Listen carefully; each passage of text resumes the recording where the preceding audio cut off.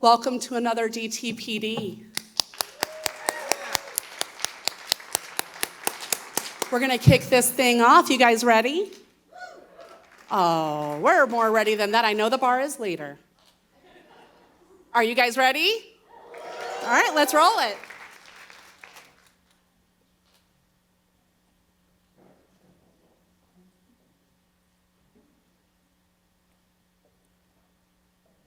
Hello, everybody, and welcome.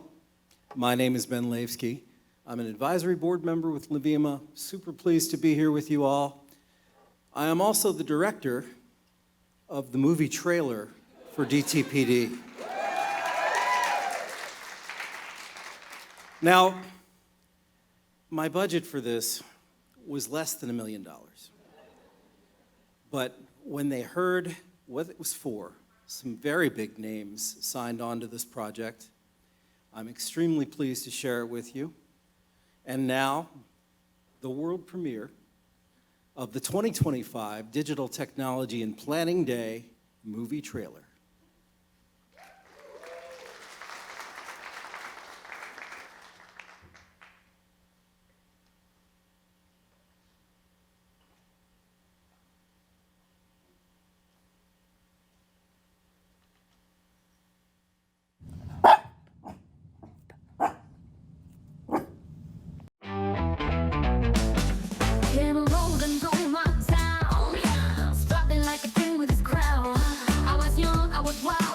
In a world experiencing a tech revolution, the future is in reach. But uncertainty is around every corner. One team called LVIMA is leading the way. Focused on three things we all share. We are all surrounded by marketing and technology. And everyone loves Las Vegas. Las Vegas is where the future comes to play. And literally, everyone visits here. And why do they come to Las Vegas? Some come to see the big game. They come to see the world-famous Las Vegas Strip.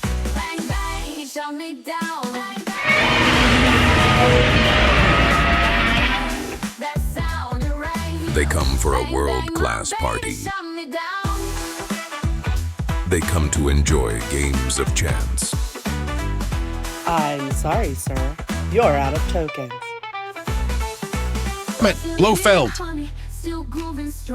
And to see unbelievably beautiful places.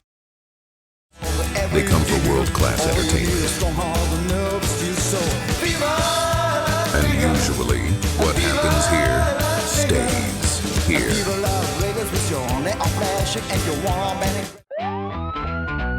They come to see gorgeous desert scenery.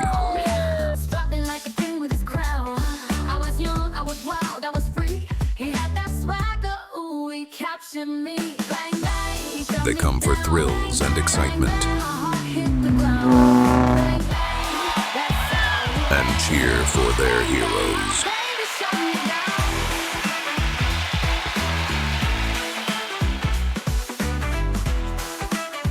But most of all, they come for Digital Technology and Planning Day. Lights, strategy, action, let's fucking go!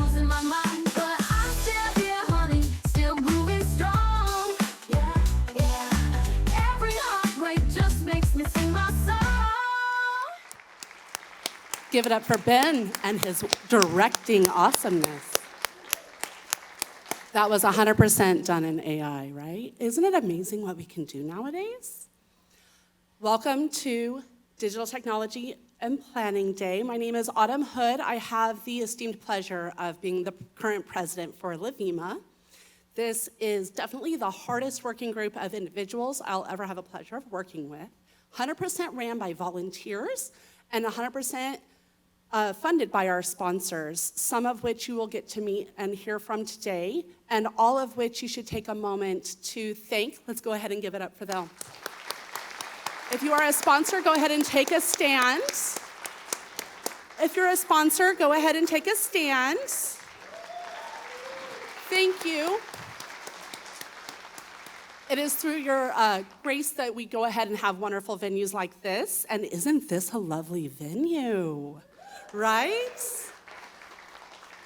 And speaking of my team, we have a number of committees that work very hard to ensure that every aspect of LVIMA is maintained. We are always looking for new people to join our teams, help us to innovate, and help us to fill in gaps in places that we don't even know exist sometimes. We're always looking for people to head those committees and to be a part of our team. If you do have a desire to be a part of LVIMA and help this group create wonderful content and to put together events, our website, social, or any other element that is a part of LVIMA, please go ahead and reach out to myself or Brandy. There's also a form on the website to express your interest, and we will make sure that we put you in the right category for whatever you can offer as a resource. And Lexi heads up our sponsors. In fact, why don't we go ahead and have all of our volunteers and everybody up here on stage real quick. Let's go ahead, come on. We have Lexi and Brandy, Tom. There's Tom. Get on up here. You got that? All of our committee chairs, everybody, if you're a volunteer with LVIMA, you should be up here on stage. We do take a photo every year before this event so that you can see how much our group has changed. There you go, Chad, get up here. I can't see out because the lights are very bright, just so you speakers know that's gonna happen. I just wanna say, Chuck, why aren't you up here? Don't act like I don't know you. Okay, these are the people that make LVIMA happen.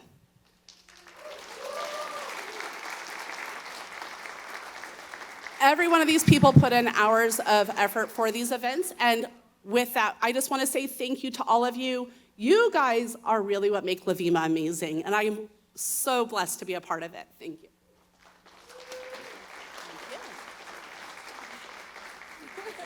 Yeah, but scooch in because we're behind all of this. Everybody scooch. Noah, you're in the back.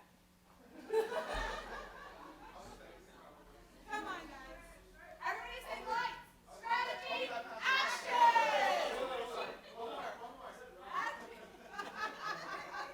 Oh, Patrick! Sorry. Oh, man. All right, do it one more time.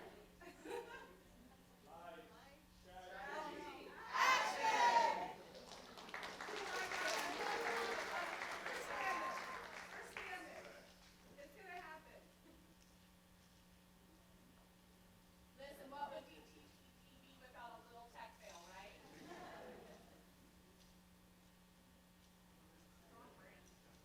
I already feel we're successful than previous years. We got a video to run. Remember that one? Yeah? Michelle's got it. Scoot in. 1, 2, 3. Thank you.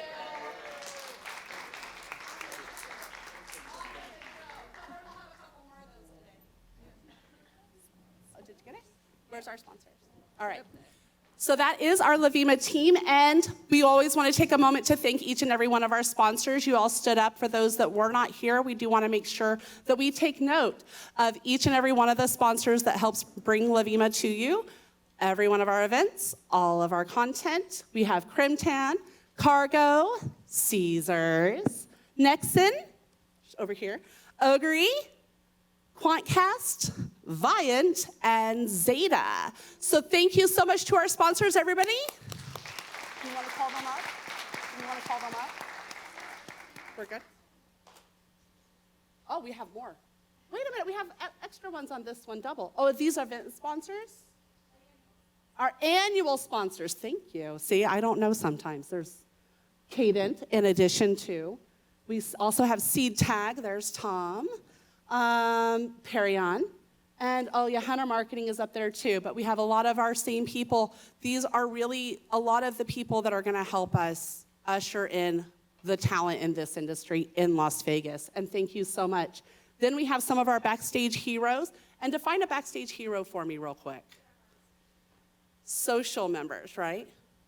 So we do also have an associate membership if you do not qualify for our free membership for this group. And here are some of those lovely people in our community and that are very active in LVIMA as well. And if you haven't met them, be sure to go around and meet them for everybody who is here today. Then we have some of our advisor boards, some of the same people that are on our board members, and you've already met Ben Leafsky. But according to this, we also have Chris Evans, Chad Brown.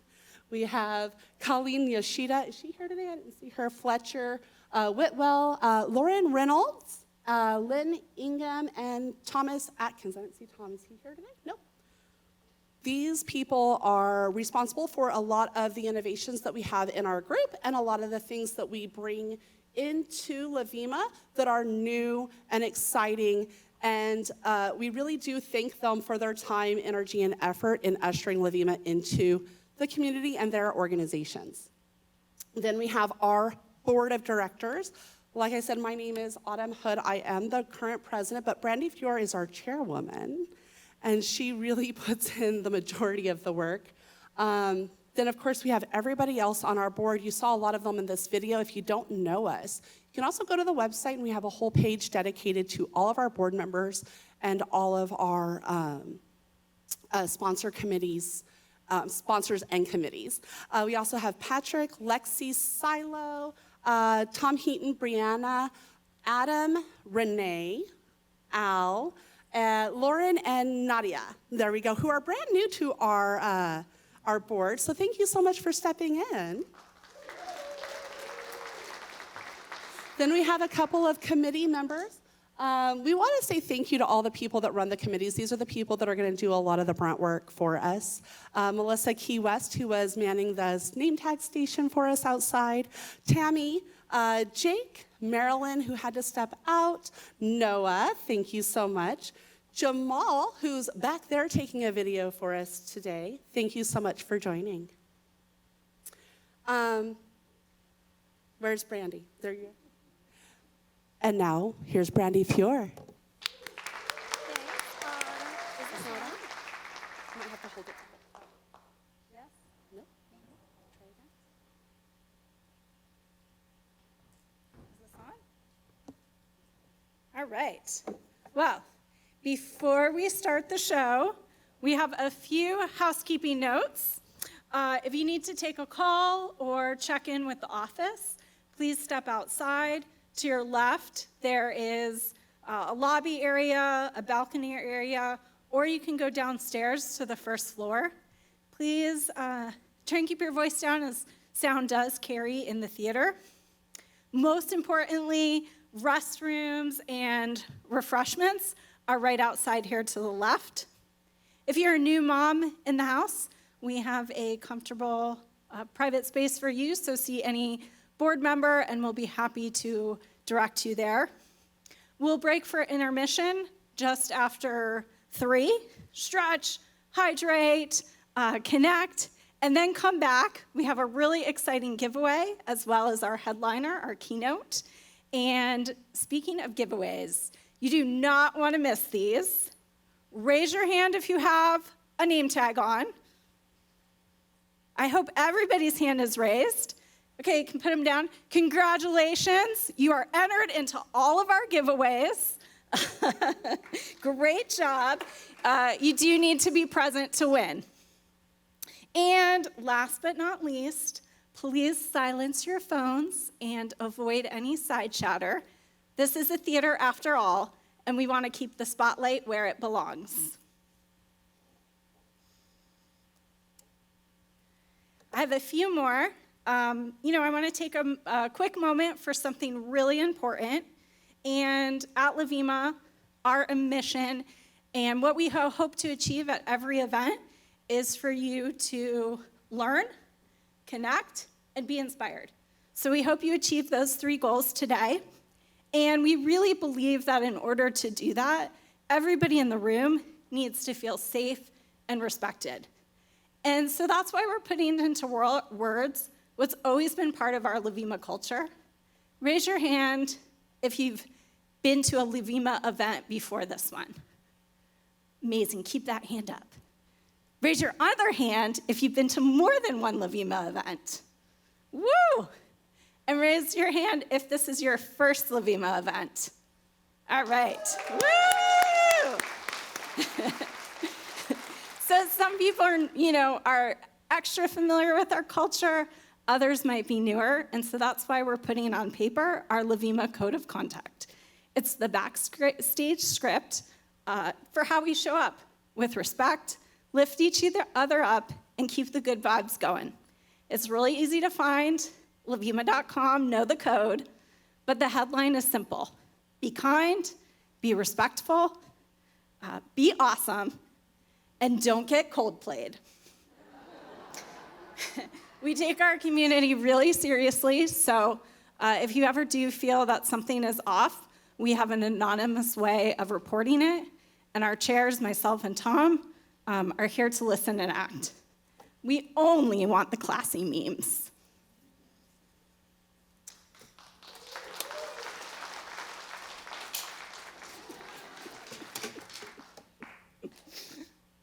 So now it is my greatest pleasure to introduce our first act,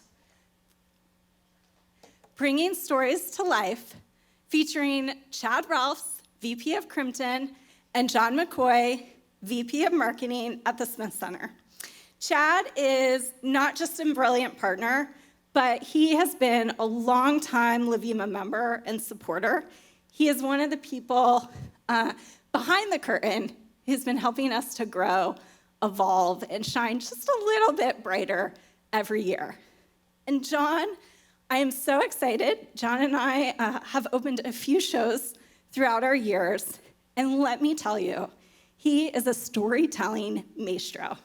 From the bright lights of Las Vegas, to the stages of New York City, to the sparkle in Sydney, John brings magic to every market he's in. Please give a warm welcome to John McCoy and Chad Ralphs. Great job. Thank you. We're Mike. Yep, we're good. All right. Hi, How are you hi, guys hi. doing? You feel so far I know. away. How are you? That's good. good. Hi. Can you guys see us all right? Well, thanks. My name's Chad Ralphs, and this is John McCoy. John is the marketing kind of master of all things here Oh, wow. at the Smith Center. So what a beautiful facility and space.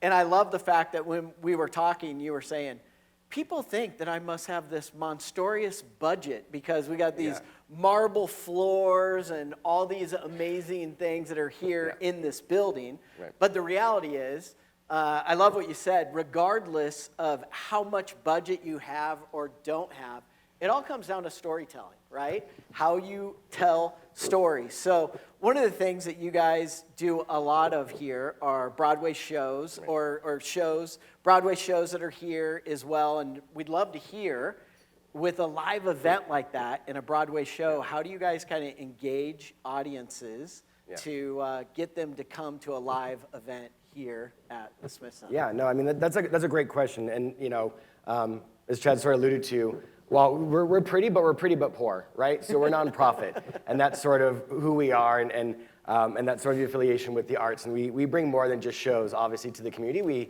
have an entire huge education department that tirelessly works to bring school children into to arts and grow them young, and then give them the drugs early, and then hopefully they like the drug at the end, which is obviously live entertainment.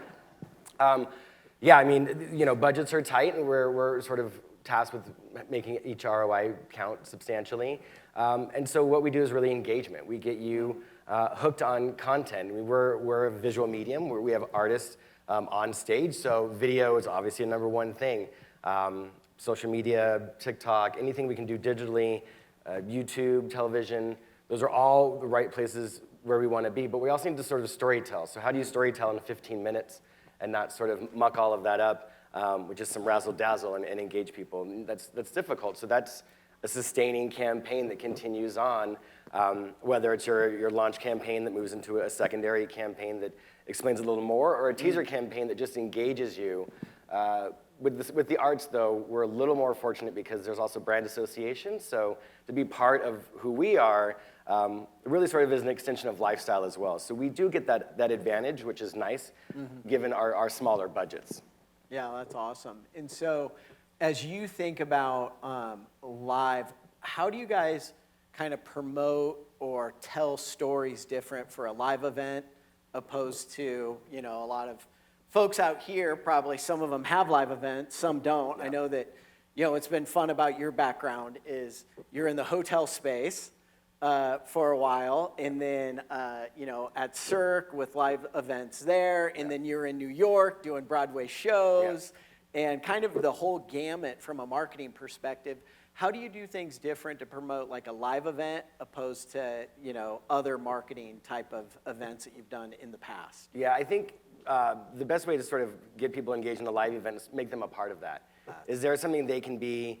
Is there behind the scenes footage? I think that we take for granted in the theater world that not everyone has access to backstage. That's really intriguing. If you have access to backstage or backstage footage, I think O does a really good job of showing stuff.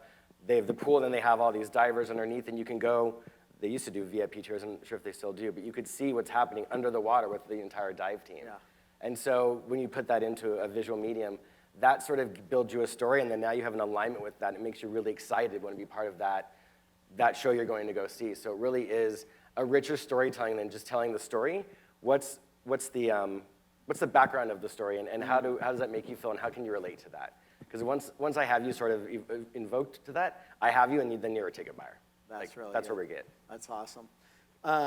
Is there some fun campaigns or events that you guys have done in the past to really engage? Yeah, we had Back to the Future. I guess was Any Back to the Future fans here? That was my Yeah. movie, by the way. Did anyone have Back to the Future as their movie? Yeah, Was let's it? go. I should have put that. I put Elf. I panicked. I don't really like Elf, but I Elf tend is to good, too. watch it all the time whenever it's on, just because I know all the words. Yeah, Back to the Future was sort of tricky because Back to the Future appealed to a larger male audience, which isn't necessarily a ticket buyer, but the DeLorean certainly is something that is very male skewed, and so we were able to give ourselves access to a DeLorean. There's a handful in town, believe it or not. There's 2, I believe, that are exact replicas and sort of blessed by the producers of the movie and the musical, who are sort of one and the same. And so we sort of took this DeLorean out and about. It was at downtown Summerlin during the car show, during the Fall Arts Fest, and then we had it right in between, this is the Bowman Pavilion, and the building next door is Reynolds Hall, and we had it in between there too, each night after the show, which really sort of engaged the audience, and it was nostalgic because fathers were bringing their sons, grandfathers were bringing their grandchildren, and grandmas, and so on and so on. So there, you get right in there, and this heart tugging of saying, I remember this car, and then people fall in love with it, and then they want to go see the movie or they want to see the musical again. And it was also a very great musical. I was shocked. Yeah. I saw it in New York, which was great. And, you know, it's funny, my kids, when they were around, my boys, they were like 12 and 14, and I'm like, we're going to watch Back to the Future. I'm like, no, Dad, we don't want to watch that old movie. And then afterwards, my 12-year-old was like, that's the best movie I've ever seen. Yeah, 100%. You know, so I love that generation, how you guys were telling a story, connecting generations, and having the, what's it called, the car. The DeLorean? The DeLorean, Yes. that's it. Yeah, the DeLorean. Yeah, and, it had the flex capacitor and everything. Oh, I my mean, and goodness. everyone, just for the 2 days as I was around these activations, they all said the lines a million times, like, roads where we're going, we don't need roads, or whatever it is, and just like the monotony of it, and I just casually smiled and said, this is great, keep saying it. But again, then they told their friends, and their friends told their friends, and word of mouth, and so that's really where you get that promotion, and that there's something priceless about word of mouth, right? You can't buy it, it's not impression, it comes from a trusted source. So I need to tell you marketers, but it's worth it. So you've lived this world where for years you did marketing in New York and then marketing in Vegas, and there's there's a lot to do in New York, but Vegas, everything is so packed here. What are some ways with Vegas in particular that is a little unique and different to market here other than maybe some other places around the country? Yeah, we're really fortunate. The majority, our demographic is 90% local, 10% tourists, unless it's a larger blockbuster title like Lion King or Wicked, Hamilton. And then we skew probably about 20 to 30% tourists, so it really is fish where the fish are. We know how to speak to our local audience. We have a highly curated database, probably the best in Southern Nevada for live entertainment. We understand how to stretch a buck. Again, I always sort of say we're pretty but poor, so if we don't have enough money to buy it, we just can't afford it. So can you please give us some extra impressions, or can you please give us some more radio spots? My friends over at Curve and Dokes, or one of our agencies, knows me pretty well in begging for any sort of media we can get. shamelessly. I will totally be shameless about it. I'll use children if I have to and say, you've just taken away all these children's programming because now we can't afford to bring them in. So it's bad, but it works. So, I love that. But yeah, it's stretching a budget and being a little shameless with it. Because if you don't ask, you're not going to get it. Don't be afraid to ask. It's great pictures of you with little kids. Feed the children. We need. And dogs, and I'm just throwing puppies into a mill, and like, you also kill the dogs. So yeah, it gets rich. I'll get there.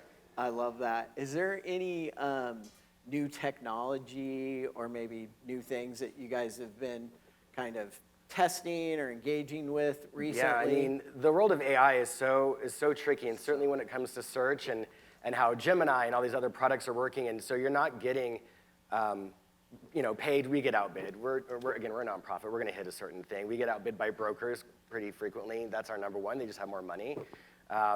So when you come into a, sort of this AI search in Gemini or in advanced, whatever Safari has these days, how do we rank in that? And so we're exploring that. I think because we are a nonprofit, we need to just work harder for our placements and where our money goes. So that's the big hot buzz thing. Everyone's AI, everyone's building out reports in ChatGPT. You can totally tell if you don't get your hands on it as well. So that's sort of unique technology. We have some old school technology. We do digital billboards. We have, anything we can do in a full rotation. Digital billboards. I don't mind. I don't mind a midnight All the digital placement. billboard people in the house are like, let's go. Let's go billboard. Let's go, digital billboards.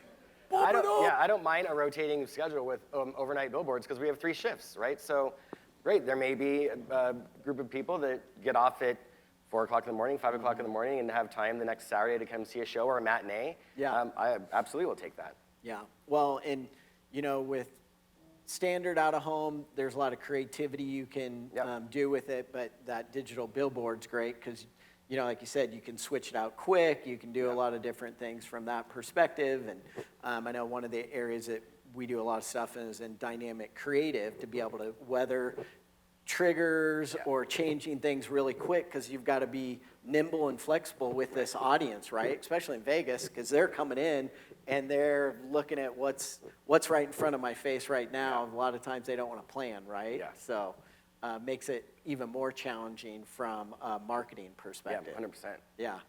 Yeah. Well, if you were going to leave these marketers and very, very good-looking people in the house, well done. Beautiful audience. Beautiful You people look great. out here. You guys are beautiful. Yeah, if you were going to leave them with a few different kind of thoughts or ideas for them to kind of put into practice to really help them go back and process or think through some of their marketing plans or what they're doing, what would be some advice that you would give them?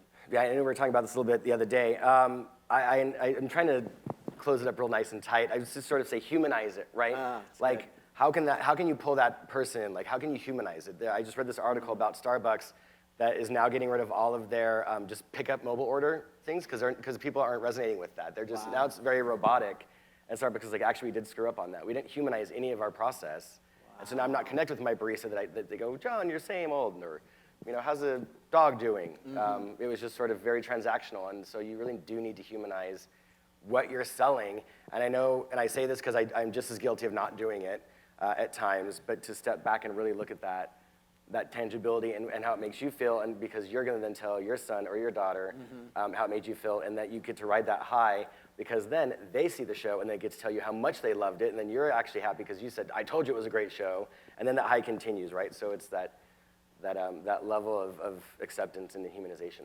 Yeah. As amazing as AI is, nothing beats a human touch, right? Yeah. We'll go out there and tell some great stories. Thank you guys so much for the time. Thanks. John, thanks for the time. Appreciate it. Yep, thanks. Fun stuff. Perfect timing.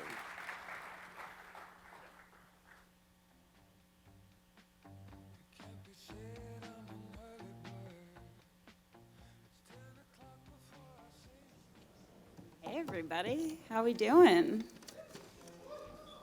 I didn't hear that. How are we all doing? Thank you. They said I could practice my stand-up, so that's what I'm gonna do. No, I'm kidding. I wouldn't do that to you guys. So just like it's important to have and be aware of the blind spots on your car and making sure that you're safe out on the road, it's important to not to know what you're missing or could be missing in your media when targeting your audience. So, sorry. Oh my God. Here, yes, thank you. Yeah, thank you. That's what I need. Here to help us see and solve the mystery of the unseen is, oh my God, I can't read. Are the Senior Director of Sales and the Sales Director of Ogre, Laura Grifka-Lore, and Doug Smith. And they will talk way better than me.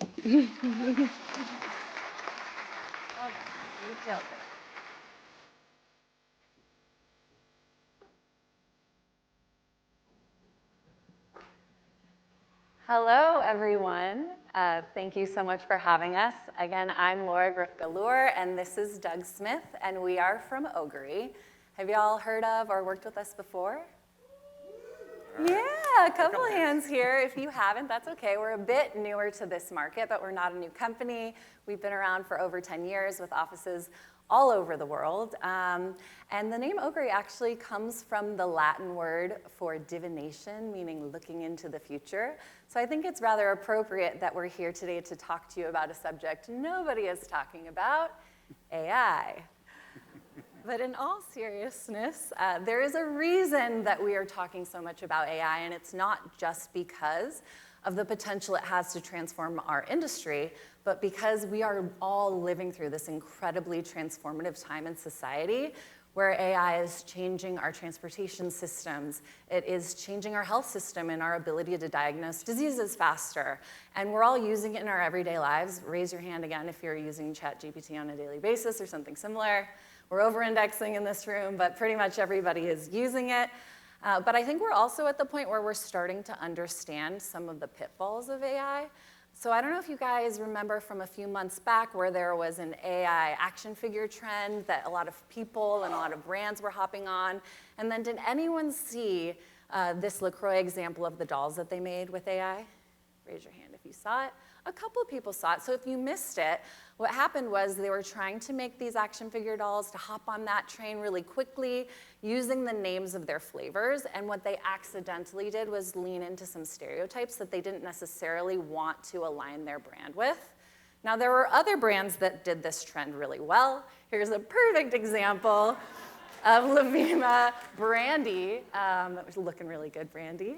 But I think what this started to point out, and we've seen this happen a few different times recently, is that AI is only as good as the data input into it, right? So it not only emphasizes the importance of human oversight and all of the people in this room, but of proactively looking for blind spots when we're using AI. So for any of the media folks in this room, media is experiencing a huge blind spot when it comes to audience visibility. And to illustrate this, if your phone is within reach, can you take it out? So go ahead and grab it. Give everyone a second. If you have an Android device in your hand, raise it up. I don't, Doug has one though, so we're a split household. All right, and if you have an iPhone in your hand, raise it up. A little bit over-indexing, so if your hand is up right now, you're the problem. Or maybe let's say Apple is the problem. Apple is the problem. So if you guys remember, in 2021, Apple rolled out transparent app tracking. So what that actually looked like on your device was every app you would get the option to ask app not to track or allow app to track. So you probably remember this as a consumer, but does anybody know in 2021, the year that Apple rolled this out, what % of people opted into tracking? Shout it out if you think you have a guess. 10% is a great guess. It's actually 4%. Yeah, 2021 is 4%. It's crept up a tiny bit since then to about 14%, but still the majority of people who have this device are now opted out.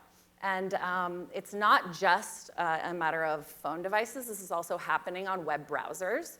So for the last few years, Google has been going back and forth, and we've been waiting with bated breath to see if Google is going to deprecate cookies. In April, they said, no, we're not going to do it.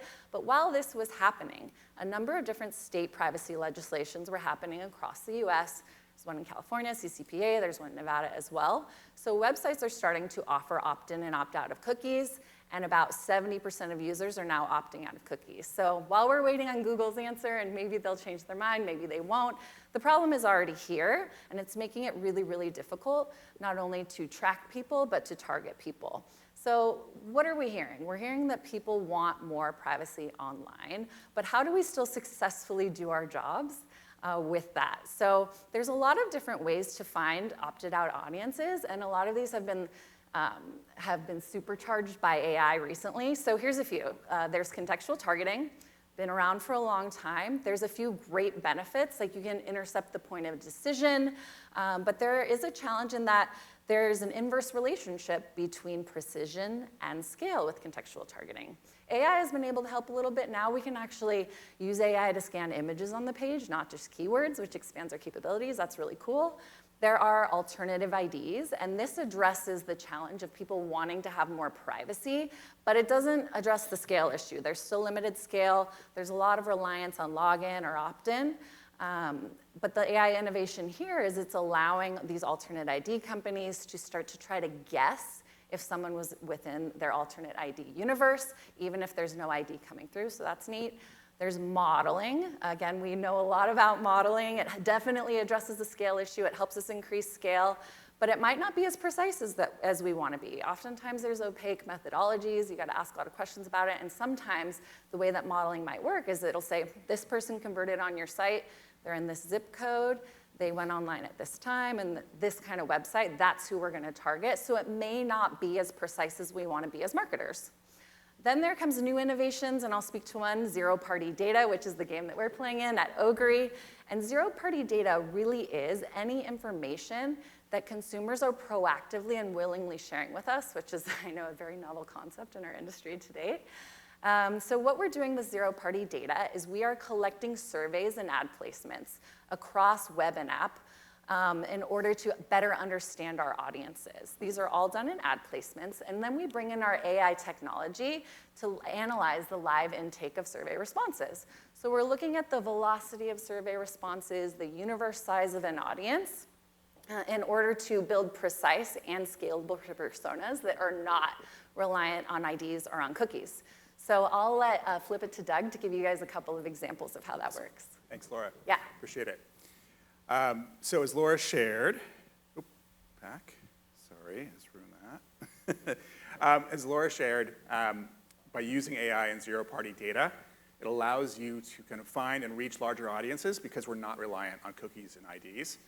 Additionally, and maybe just as importantly, it also allows you to find these audiences in unexpected contexts. So here's a couple examples that everyone can relate with. We have two travelers in Las Vegas this weekend. We have Mark first.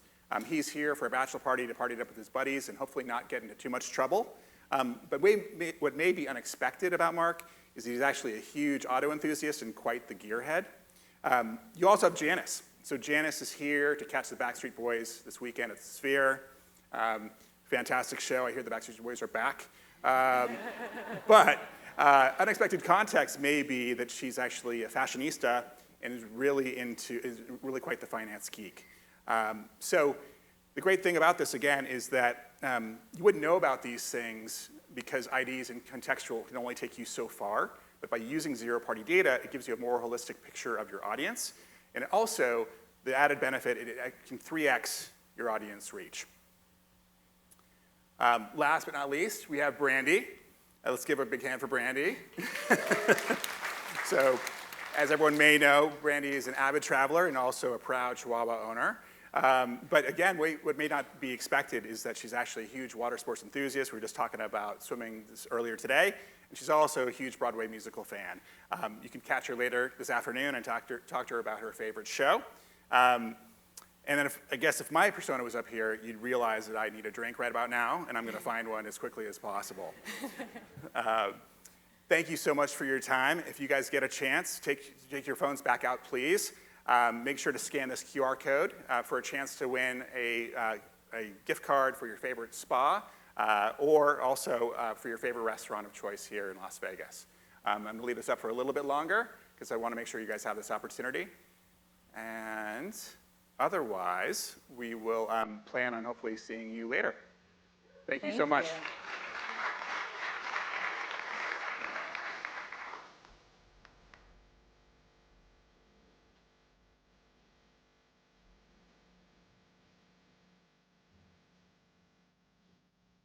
Thank you, Doug and Laura.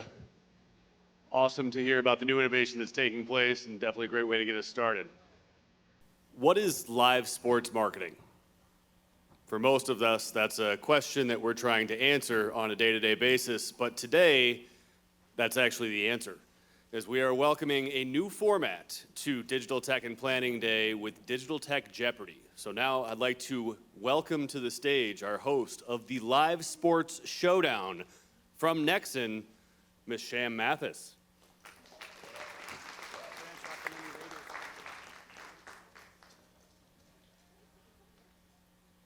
Hey everyone, nice to see you all today. Thank you for being here. So yes, I'm Sham Mathis, as Tom said, and I'm the Director of Research and Insights at Nexon, and excited to have you here because we're doing live sports, we're doing Jeopardy. I can't imagine a better pairing coming to life, right? So the reason why we decided to do Jeopardy is because we're going to see a bunch of excellent panels today and fireside chats, but we wanted to do something that was fast-paced, a little bit playful, and also maybe competitive. And we just think outside the box at Nexon, so we thought, why not? And just so you know, the insights that you're hearing today actually come from our latest live sports research that we did under Nexon U. And if you're not familiar with Nexon U, first, shame on you, who are you? But also, Nexon U is our educational and thought leadership platform, and it's meant to support marketers in better understanding the converged media landscape. So if you think about digital, linear, and CTV, we cover all of that. I've taken the course myself because I can't promote it if I didn't. Not biased, but I think it's pretty good. So definitely check it out, and I'm happy to talk with you about that after this session today. But with that in mind, let's just get right into it. So first off, we need to meet the brave souls who have decided to step up today and see who's got what it takes to win today's game. So first up, I'm going to introduce Dave Griffin, who is the Senior Director of Marketing and Technology for the Las Vegas Raiders.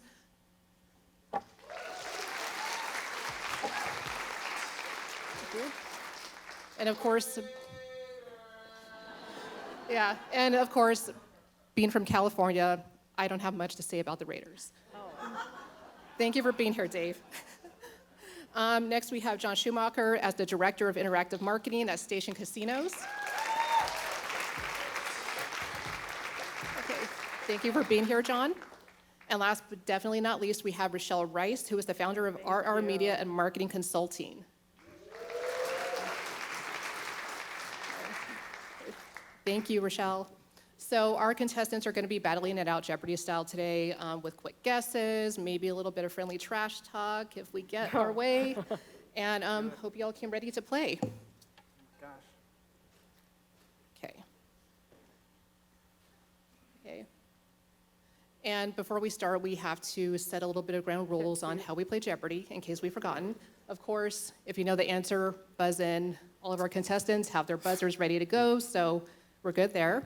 Second is the golden rule of Jeopardy, which is all answers have to be delivered in the form of a thank you. So if it's not delivered in the form of a question, I will not accept it even if you compliment me. And finally, the panelist that wins today is going to have the privilege of taking home total glory and bragging rights at today's happy hour, which is a pretty sweet deal if you ask me, because it's a fair exchange for being put in a very vulnerable position in a room full of mostly strangers. Just kidding.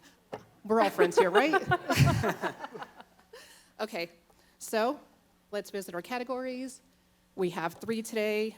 First step being today's live sports fan, which is the who, what, and how our fans behave. Second, how fans watch, which are platforms, preferences, and subscriptions. And finally, fragmentation, which is the good, the bad, and the ad-tastic. I can't help myself. I have to do it. All right, so now I think we're all ready to go. You ready? Do I go first? Who goes first? You're just going to answer the questions. Oh. Yeah. All right. I thought it was like Jeopardy, where you get to say, I want how fans watch for 400 the days. board. Oh. I'm driving the bus today. Okay, sorry. Okay. So I'm going to display a question, and then one of you buzzes in with the correct answer. Got it. All good? Okay. Come on, Rochelle. Okay, so All right. first up, Look alive. I'm going to wait till the 400. This fan group loves sports, but they're glued to more than just the screen. 73% are multitasking while watching. Who are they? This fan group stream sports.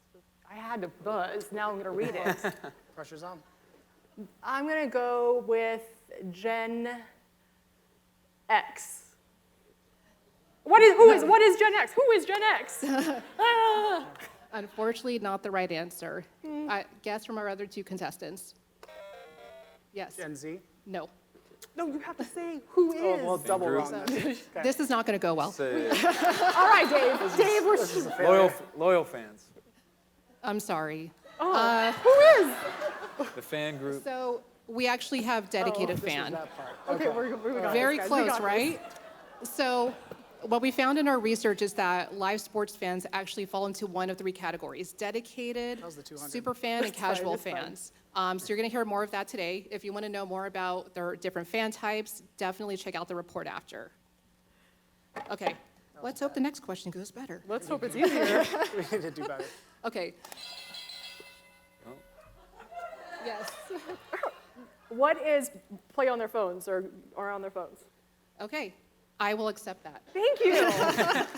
So, second screening, we found that 75% of our live sports fans are on a second screen while they're watching live games, which is excellent for us because they're creating additional touch points for us to reach out to them, and means that you don't need to be in the live sports experience itself to get them.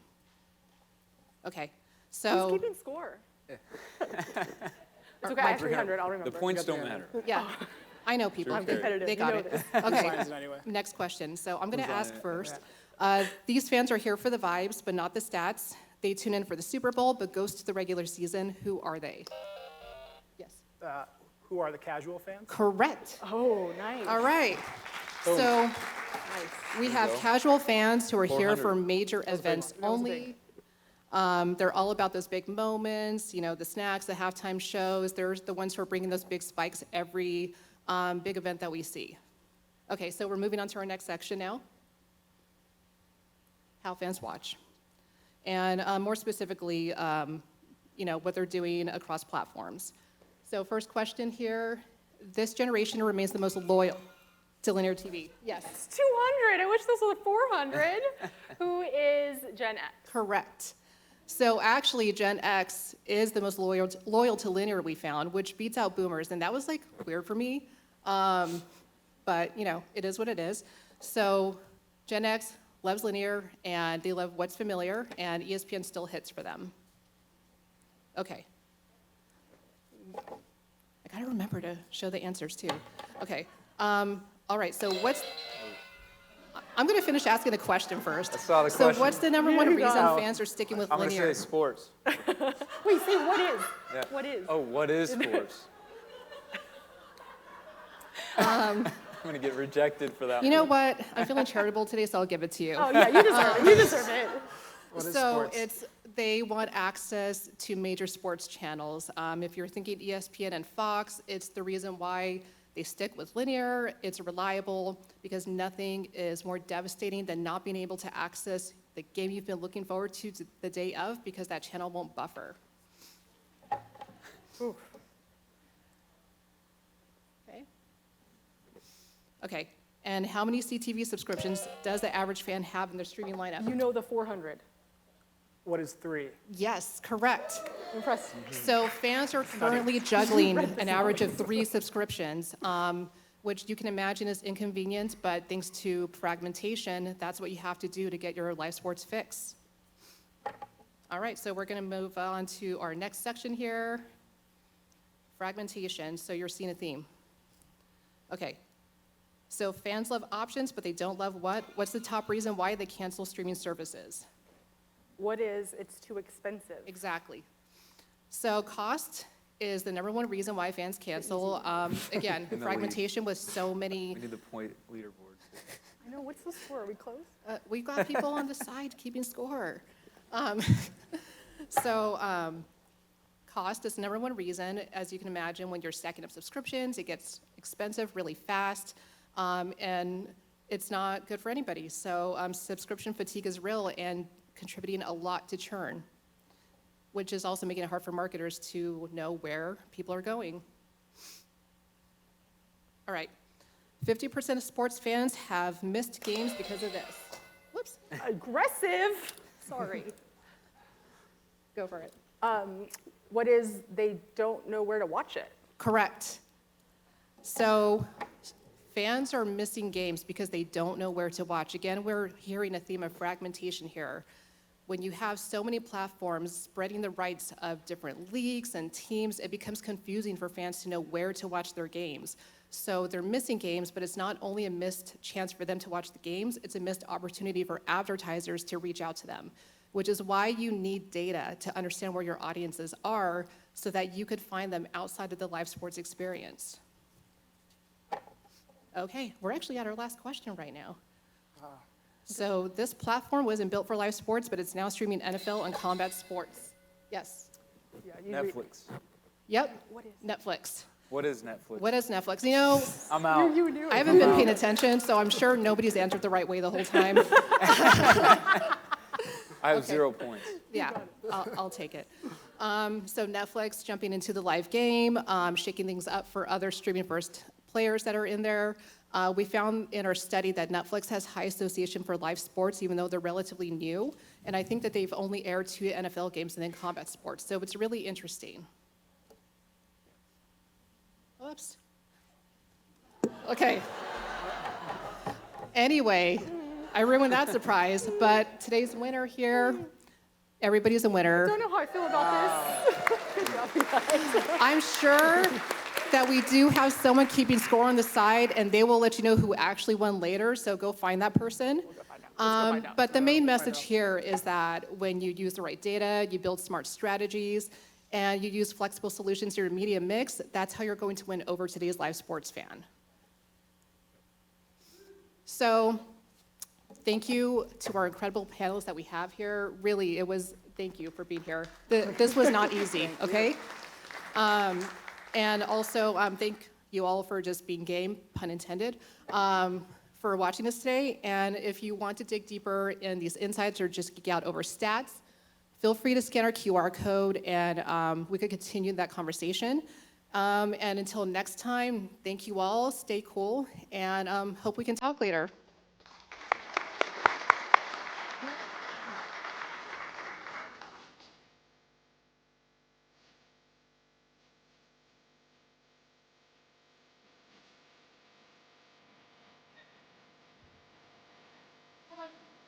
Sorry. Hold on. I have a thing to do.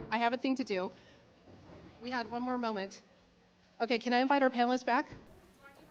No, you don't.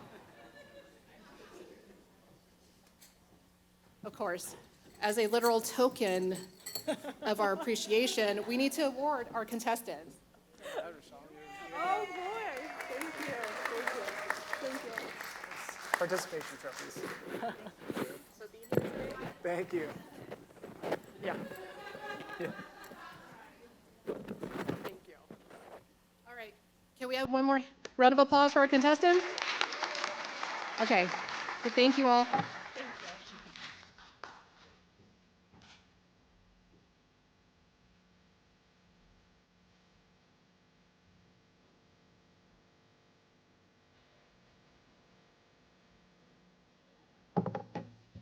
That was fun and nostalgic. I don't think there's a lot that can beat Jeopardy moments other than community impact. That's something that I'm very passionate about. That's something that LVIMA is very passionate about. My name is Nadia Rousseau. I'm new to the LVIMA board, and I am a member of the nonprofit planning committee. We're very honored to have Dress for Success as our nonprofit partner for the month of July. Who here is familiar with the work of Dress for Success? Woo! They are doing amazing work for the community. They've supported, I believe, over 5,000 women with job readiness through their coaching and donations. And thank you to everyone who has contributed to the donation box outside. After the lovely Lisa Wright talks a little bit about the nonprofit and the work that they do, we're going to do a raffle drawing for everybody that contributed to the donation box. So with that, Lisa, please join the stage. Thank you.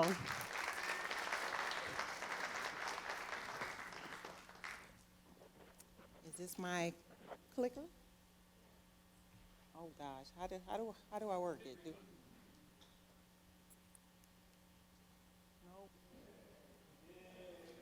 Nope, help. All right. So hi. Thank you for having me. My name is Lisa Wright. I'm the boutique supervisor at Dress for Success. I'm also over client services. Dress for Success is an organization dedicated to transforming the lives of women in our community. And our motto is that we're more than a suit, we're a fresh start. The mission of Dress for Success is to provide a network of support, professional attire, and the development tools to help women thrive, both in work and in life. We support women in the following ways: our suiting program, in which we provide professional attire for women who are headed off to interviews and or employment. We have career coaching, which is one-on-one support with resumes, interviews, and job search strategies. We have professional women's group workshops, which are hands-on skill-building sessions that help women grow professionally and personally. And we also have mentorship, where we pair women one-on-one with professional women in the community, and they develop long-term relationships and ongoing support that guide women even after they are hired. This is Julia. Julia came to us. She was one of our clients. When we met Julia, she was literally homeless, living in her car along with her older mother. Since she's come to Dress for Success, she's been through all of our programs, and I'm happy to say she now has housing. She has a job as a job coach with another nonprofit organization.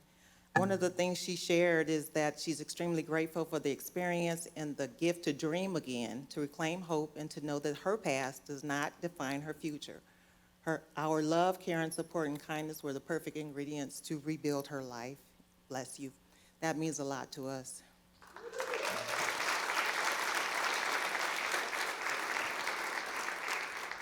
So, we ask that you come and get involved with us. You can donate professional attire, join our Little Black Dress Club, which is our monthly giving club that supports ongoing services, mentor a client, facilitate a workshop. Pictured is one of our volunteers. Her name is Jennifer. She's a school teacher. But she said, "I love the focus of women helping women. I think cheering on people is one of the most important things humans can do for one another." Lastly, we ask that you come over as a group. We love groups that come and volunteer with Dress for Success. Groups leave feeling more connected, inspired, and proud to support women on their journeys to economic independence. Here are some of our more recent group volunteers from Deloitte, Help Us Southern Nevada, and MGM. So, once again, I thank you for your time, your interest in Dress for Success Southern Nevada, and our mission. Let's empower women together by giving them the tools, confidence, and community they need to succeed, not just in work, but in life. I thank you so, so much. If you have any questions, they gave me a really short amount of time, but if you have questions later, please find me. I am usually the tallest in the room. Have a good day. Thanks so much. I'm back. Fabulous lady. All right. Fabulous ladies remain on the stage. Oh, do I get to pick? Oh, yay. You know what? I'll do you better than that. Okay. Do you want to unlock? Oh, okay. Let's Unlock this bad boy right here. unlock. What do they win? Does anyone want to guess? Something way better than all of that. A night out at the Smith Center. All right. All right. All right. Let's twirl it a little bit. All right. So, I have number 394149. Yeah? All right. Woo! Come up. Winners, come up on the stage. Congratulations. Claim your prize. Congrats. And thank you for your donations. Come all the way up. Come on.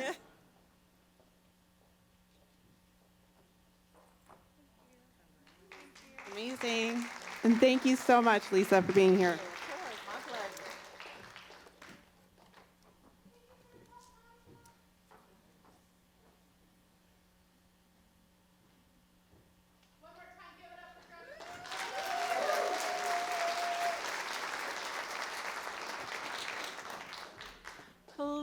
help me welcome to the stage, from actor to director, starring Pete and Roman Gunn.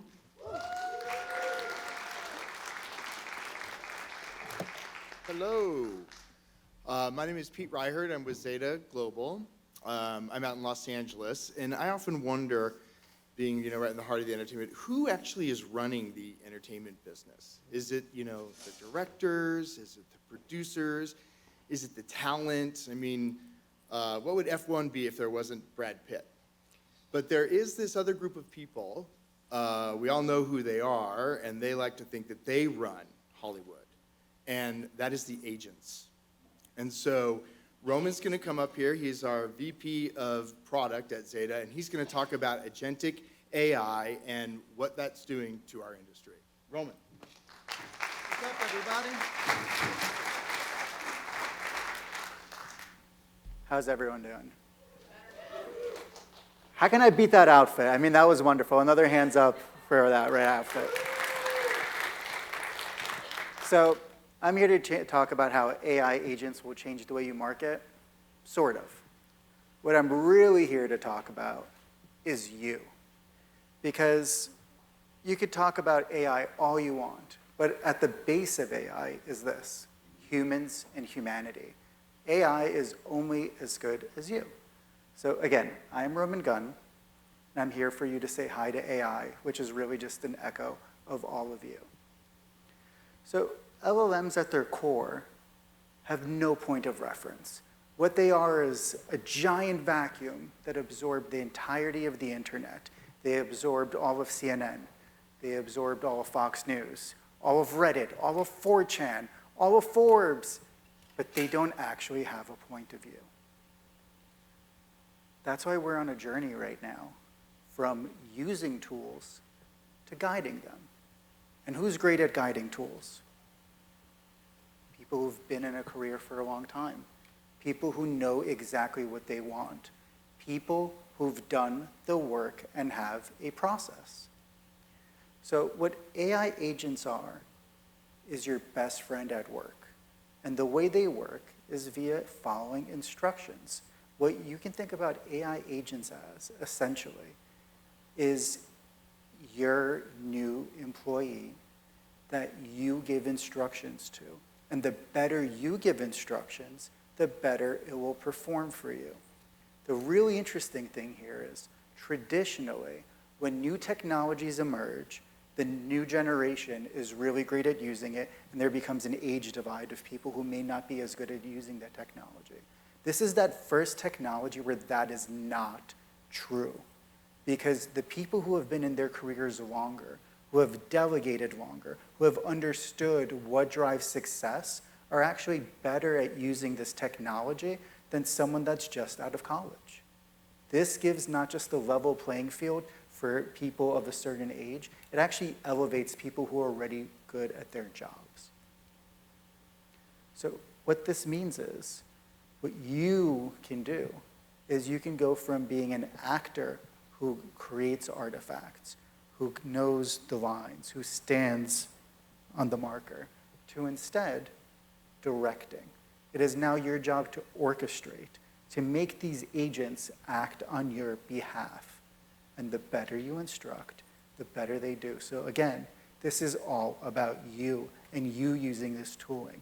Doesn't matter whether that's in an integrated platform that does 360 marketing and is wonderful, like Zeta, or it's Gemini, or it's Copilot, or it's Claude, or it's Manus, or whatever it is. The point is, the better you are at understanding the job to be done, the better you will be in your career from right now till you decide to retire.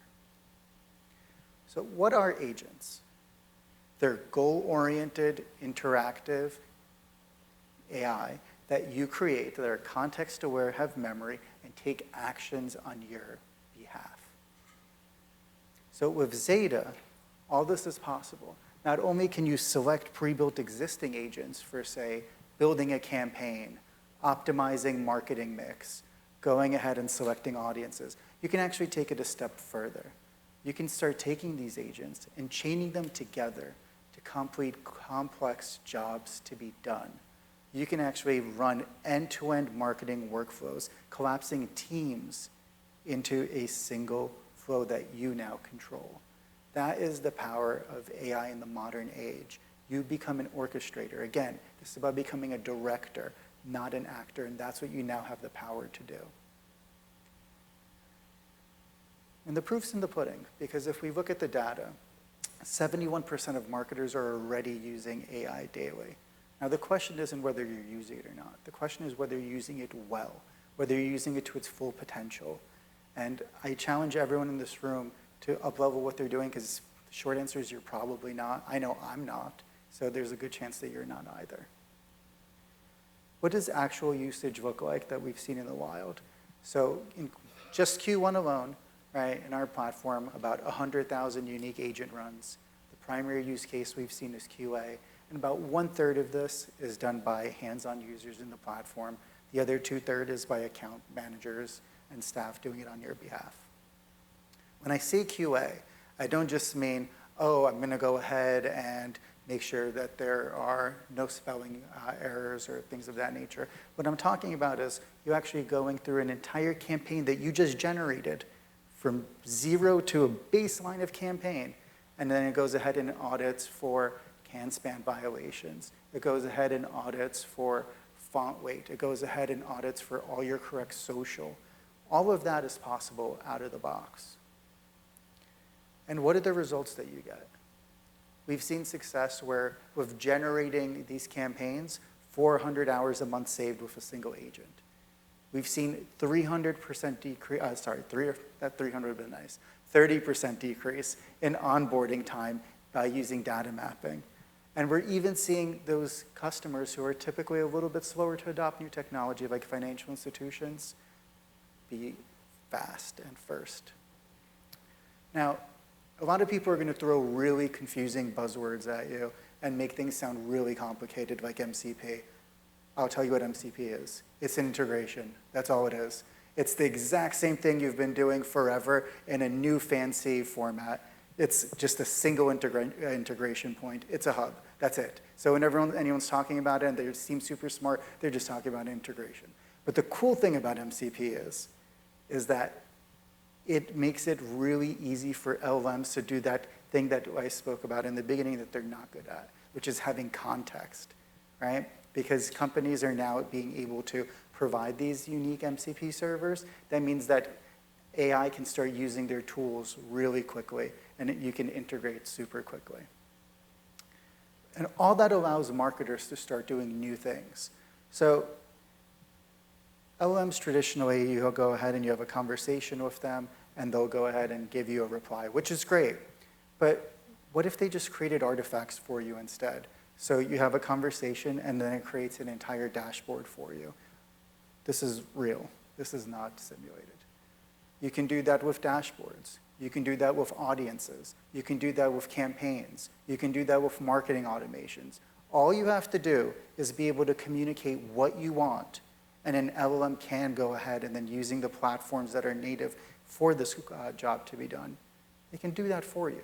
That's what the power of this technology is. It's communication and generation, not of words, not of answers, but of true artifacts that you can go ahead and use and deploy. You can also start thinking about what can you be that you never thought you could be? Like, say, a data scientist.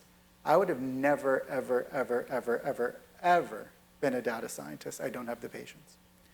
But with LLMs, what you can do is you can combine traditional machine learning, AutoML, and LLMs to build your own models. Not with a data science team, but you. All you have to say is, I want to build a model that helps me understand the return propensity of Black Friday shoppers, and you will have a model that does that. That all of a sudden means that you don't have to target all those people that are more likely than not to return packages that they buy from Black Friday. That way you save the money, you save the shipping cost, your unit economics do not go upside down. And you just did that by speaking plain old English to a machine. That is the power of AI, and that's the power of you. Because you know the problems in your business, now you have the tools to fix it. And the really cool thing is, besides that music, is that these things can provide guidance. So there's something called a human agency scale, or human agency score. And what it shows essentially is that humans are at 8.3, meaning they want equal partnership with AI. And what that means is that you can have platforms like this that allow you to forecast and simulate scenarios. You can go ahead and select your marketing mix. You select your zero-party survey data. You go ahead and then put in your enriched data cloud-based results of customer assessment. You select the type of model you want to calculate attribution by. You get a channel breakdown, and you get all the metrics and how that's going to work. This is what happens when you combine LLMs with traditional AI, because they do that mapping for you. You can even go ahead and have them run an entire platform for you by taking over your front end, you telling them what you want to achieve, and then they go ahead and literally click through the platform for you to build audiences, build campaigns, et cetera. All that is possible. And ultimately, what that means is they can give you recommendations around actions you can take so you can see the metrics that matter to you and how they actually impact your business. All of that is possible with AI. But it is only possible if you decide to use it and decide to communicate with it the way you would a coworker. And that's it. That's what I got. Thank you. I'm here. Ask me questions. See ya.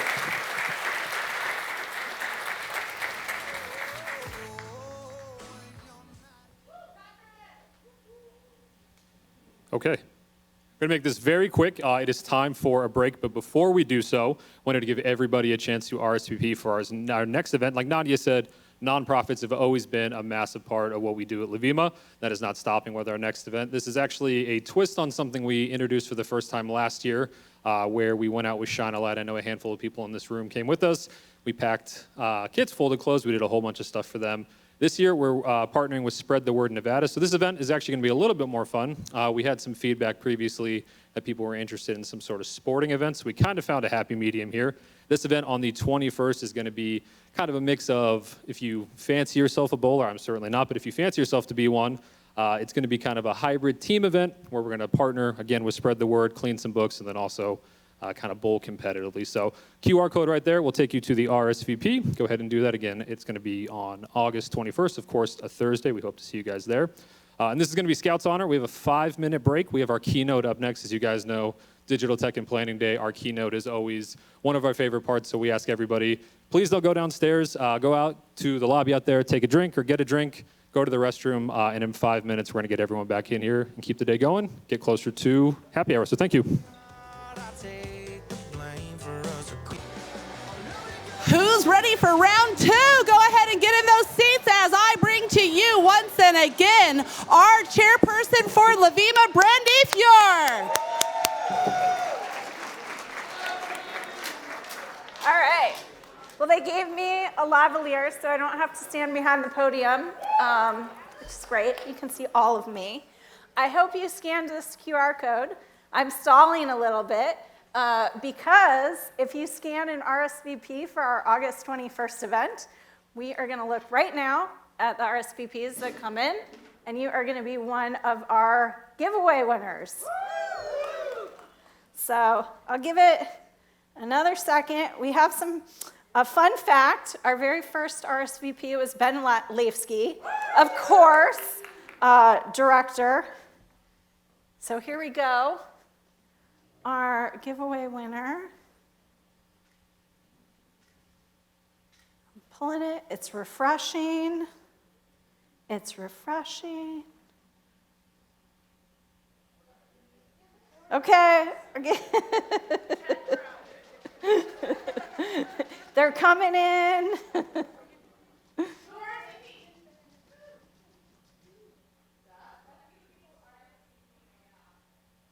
All right, well, I'm going to pull the winner, Raymond Wilson. Woo! Congratulations, come claim your, we have a red carpet ready prize for you. So come on up.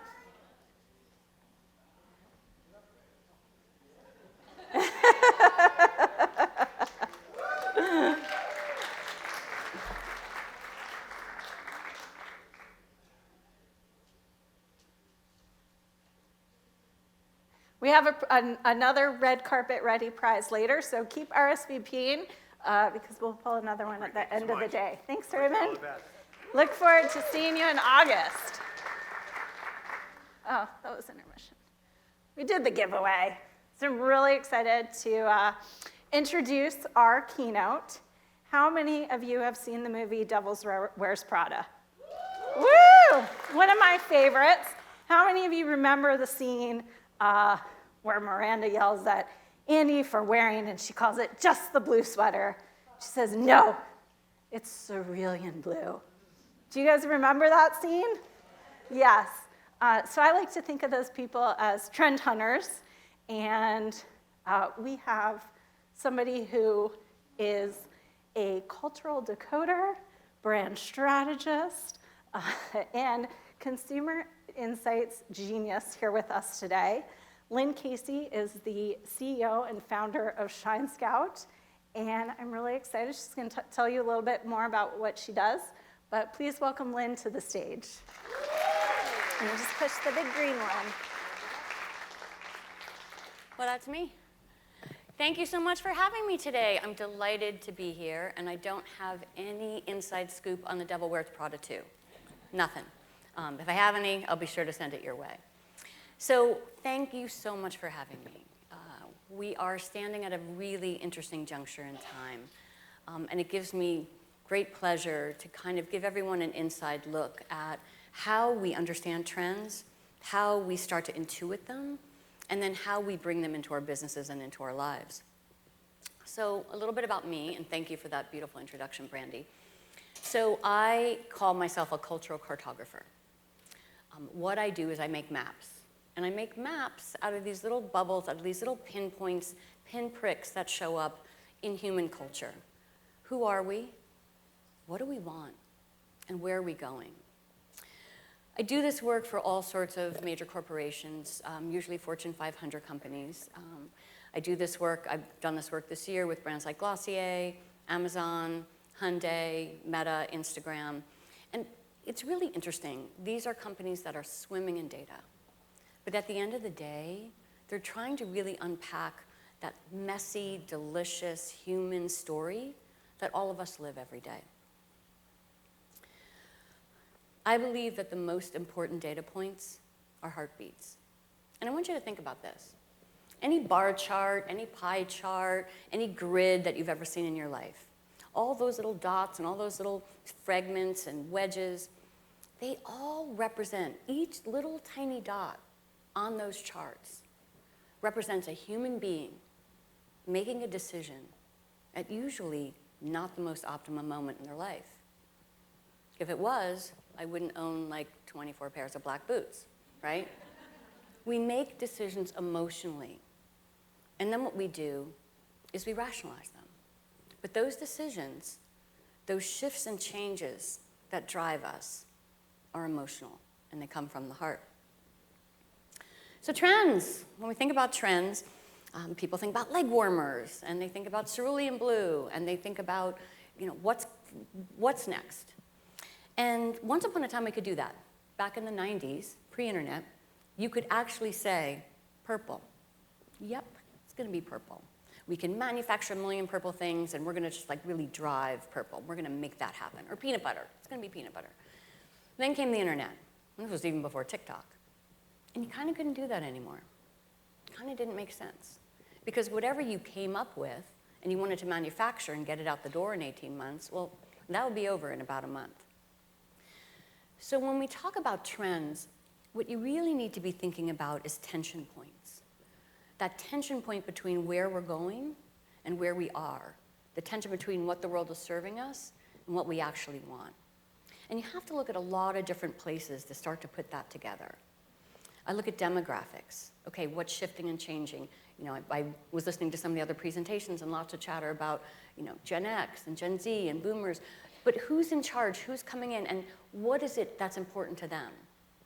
Like, a funny thing about Gen Z, when people talk about Gen Z and they're like, oh my gosh, they're such pragmatists and they're kind of realists and they're a little bit snarky and everyone's just kind of grr. It's like, okay, who are the parents of Gen Z?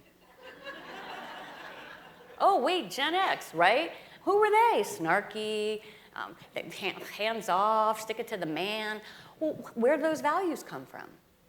When we look at millennials, optimistic, happy, the world is their oyster, let's do things together. Who were their parents?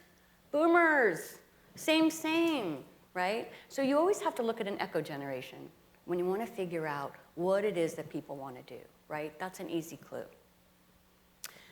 So I hope by the end of this presentation, I have turned all of you guys into trend spotters. I want you to be able to start to intuit what's happening now and what's going to happen.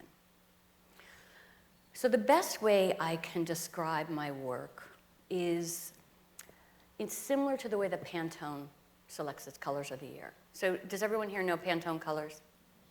Like, love that Pantone color wheel, right? Like, just want to have that all over my house. So early on, I assumed that the Pantone color wheel and the Pantone color of the world came from this sort of idea of like, a bunch of people got in a room and said, what can we sell the most of? What can we just, get out? Not true. The Pantone color of the year is actually prescriptive. The whole thought behind how they come up with that color is what does the world need to see in order to feel better, truly. So, for example, mimosa was the color of the year in 2009. Anyone want to tell me what was happening in 2009? Anybody? Financial crisis, beautiful. So I'm not sure if they picked the color because it was so bright and beautiful or if the name mimosa means everyone needed a drink. But it was the idea that we need to show bright, beautiful, ebullient color for a world that was feeling really frightened and scared and withdrawn, right? In 2016, which at the time ranked the highest on the World Anxiety Scale, yes, there is such a thing, and I think it's really funny that they thought that in 2016, they actually came up with two colors.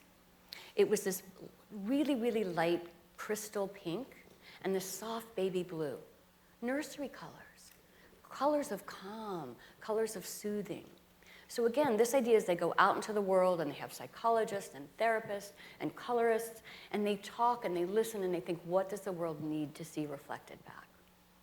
And that's how we have to do trend work. Where are we? And what do we need to reflect back? So let's start. Where are we? What's going on? What's happening in the world? We're living at a moment of incredible technological shifts and changes, incredible opportunity. AI is bringing us a world like we've never seen before. We're on the cusp, we're on the brink of so very much. And why does it feel so scary? Why does everyone feel so frightened? It's not an optimistic world out there. So I look at two factors. So one is the pandemic. So I know everyone's like, well, that happened 3 years ago, and depending on the state you were in, it may not have happened at all. Props to you. I was in California, it happened. So we were rewarded during the pandemic for social isolation, right? Social distancing. We were encouraged to compress ourselves into these little bubbles and to really stay away from other people's thinking, other people's ideas, other people's lives. So we created these little bubbles. I call it cocooning 2. Cocooning 1 happened in the 80s, this whole theme around this idea of retreat and being at home. But we're living with the effects of cocooning 2. This idea that because of social media, we can create these little magpie nests and bring in only the people that we want to hear, the things we want to look at. It's like we're papering our walls with the only things that we want to look back at. And we wonder why we can't have dialogue. We wonder why we can't actually listen to someone else's different opinions when we have been in a situation where the only voices we need to hear are the ones that we agree with. It's not malicious, it's technology.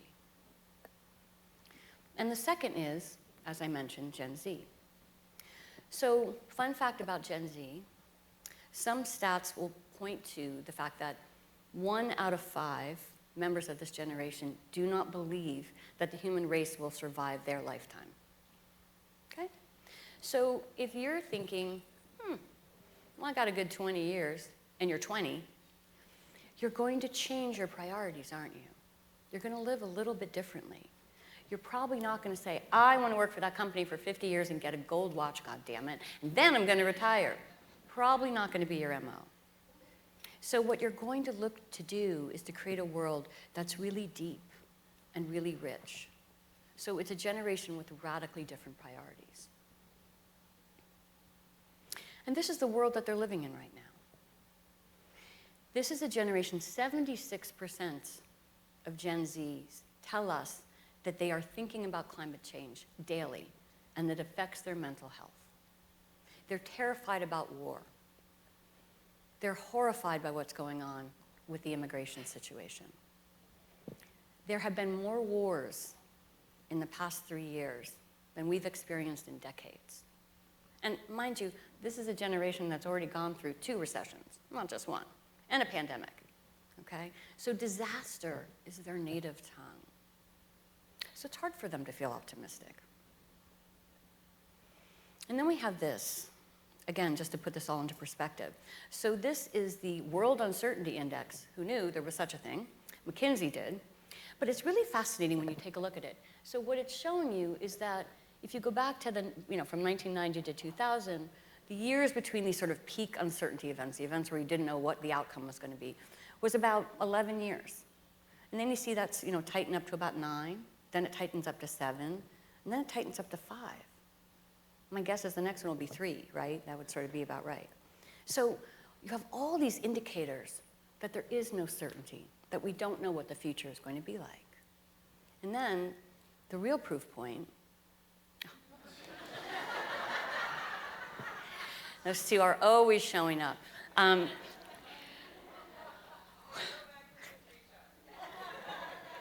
couldn't resist. And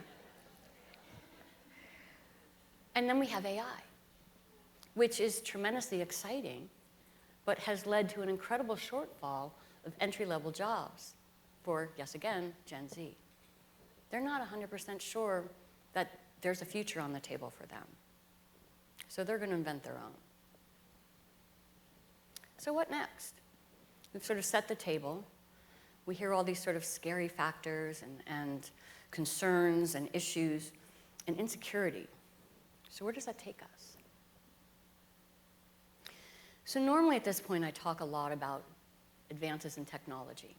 In fact, for the past 5 or 6 years, that was always a big part of my presentations. And there's definitely a million of those that we can talk about, right? There's something cropping up every day. One of the trends I've been watching that I think is really interesting, and this one is out of Japan, this is something called circadian snacking. And the idea being that it's taking that whole idea of wellness and optimization and really fine-tuning it so that you have these different beverages, snacks, meal replacements that you're supposed to have at different moments in the day, right? Literally timed to help keep you at your most optimum self. And this isn't something that's just happening in the lab. This is a collab happening with 7-Eleven in Japan, okay? So this is very much in tune with how people want to live. Another really recent development, a piece of technology, I don't know if anyone read this, but Amazon just recently acquired Bee. And Bee is a wearable that my guess is we'll all be wearing in the next 24 months or so. It costs about $50, looks like a Fitbit. But what it does, it records every single thing you say or is said to you over the course of 24 hours. So first you're like, whoa, I don't think let's go back to that picture, right? Where's that couple? So first you're like, oh, that is not a good idea. But then you kind of look at their business proposition, which is, well, to help you remember and reflect. And so part of that's like, wow, that'd be kind of cool, depending what you would remember, right? It's kind of cool that maybe there's something that would then translate to reminders. You said you would do this, or you'll go back and do that, and then, I don't know, maybe there's like a white lie indicator for the things you said you were going to do, but you really weren't.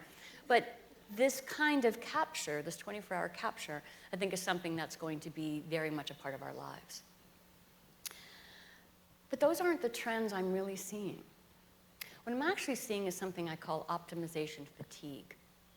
This concept that we have to micromanage and micro-optimize every moment of our day. That is not what the younger generation is interested in. What I hear are 2 things. They're starving, they are so hungry for community. And they really want to experience something I'm calling radical awe. They want to be awed. They're really ready for something radically different. So what's showing up, the big trend, is in real life. And before everyone goes, well, that's been around forever. Not for this generation. These are digital natives. We gave them a wired world, and they want the one that we had growing up. They want humanity. They want people. They want to have conversations. They want to actually sit and get to know somebody, because these are things that are rare and special for them, right? So they want to step outside this world of digital, and they want to learn, because they will admittedly tell you, I don't know how to do that. So they want to connect. So one of the trends that we've been tracking that's crazy is dinner parties, huge. Dinner parties are everywhere. They want, and I don't mean girl dinner, that's a party of one. This is dinner parties, where they're inviting people over, they're planning a menu, someone's doing a flower arrangement, they're so excited about this. And it's the idea that everyone has to bring someone that they don't know. And so there's this serendipitous collision, and people are having conversations, and it's a whole new way of being together. It's not on a phone. It's not on YouTube. It's not on Discord. It's face-to-face. There's an element of surprise and danger. Dating apps. So everyone has read that dating apps are plummeting, and nobody wants to be on dating apps. So these guys have figured it out themselves. So that shot up on the right, black t-shirts, that's Tuesday nights on the West Side Highway in New York. If you're single, I see you already got your black shirt on. I see why you're nodding. Yeah, let's go back to that catching all the conversations, friend. Just kidding, just kidding. So if you show up on Tuesday nights in a black t-shirt, you're single, right? Single and ready to mingle. So they're creating these places and spaces where they actually can meet each other in real time. And then we have matchmaking events that are all built around an activity that is something about learning. With Gen Z, learning is the most desirable currency. They want to learn things. They have absolutely no confidence that they're going to work for the same company. The average Gen Z believes that they will have a minimum of 15 jobs. So when I think of Gen Z, I always think of Katniss. Okay? She's standing there, she's ready, it's gonna be really dangerous, and she has a quiver on her back. And what she's looking for everyone to do is to give her arrows. I will stay at this company as long as I'm learning something. Okay, I'll go over here and I'm gonna learn something. So learning is how they believe that they're gonna survive, right?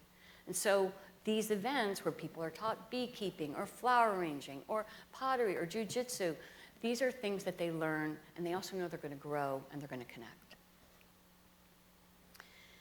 The same generation, and we know that they're remarkably sober. So how are they having fun? So day raves. Day raves are a new big thing happening at coffee shops. So over matcha or lattes or maybe too much espresso, they have DJs and people are having major hangs, and these are happening during the day. They are big events and they're growing like crazy. So how can I have fun? How can I get together? But how can I stay on my own, sober track? So day raves are big. Bar events with college professors. So you're not going to hear a DJ, and you're not going to hear a comic. You're going to learn something. You're going to sit and have a lecture. So this is a trend that we saw in China about 3 years ago and has made its way over here. So this hunger to learn topics and really have lively discussions. And these professors are the new celebrities. They've got TikToks, they've got YouTube channels, and it's all about learning and engaging. So we talked about this idea of the rejection of the digital world. So Tyler, the Creator, just dropped his latest album, Don't Tap the Glass. And his whole concept was about just turn it off. He asked his friends why people don't dance at parties anymore, why people don't dance at concerts anymore. And everyone said, I don't want to get photographed. I don't want to show up on someone's video stream. Again, we could go back to that couple. But this whole idea that if everything is performative and everything is for external consumption, I'm going to be really frightened about what it is I'm doing. So this idea of non-digital events is growing like crazy. So no phones, no photos, no videos. You're hearing about it at weddings. You're hearing about it at events. But again, this is a generation that wants to be authentic, who wants to live in the moment, and who doesn't want it recorded. What we're also seeing is something I'm calling the artisan effect. So this is a picture from the Atlanta Streetwear Market. Atlanta Streetwear Market was a little off-the-grid event that started about 3 years ago. And the whole idea was to let people who are making things in their back bedroom and have a dream, they're like, I can make a cool sweatshirt, I can make a cool bag.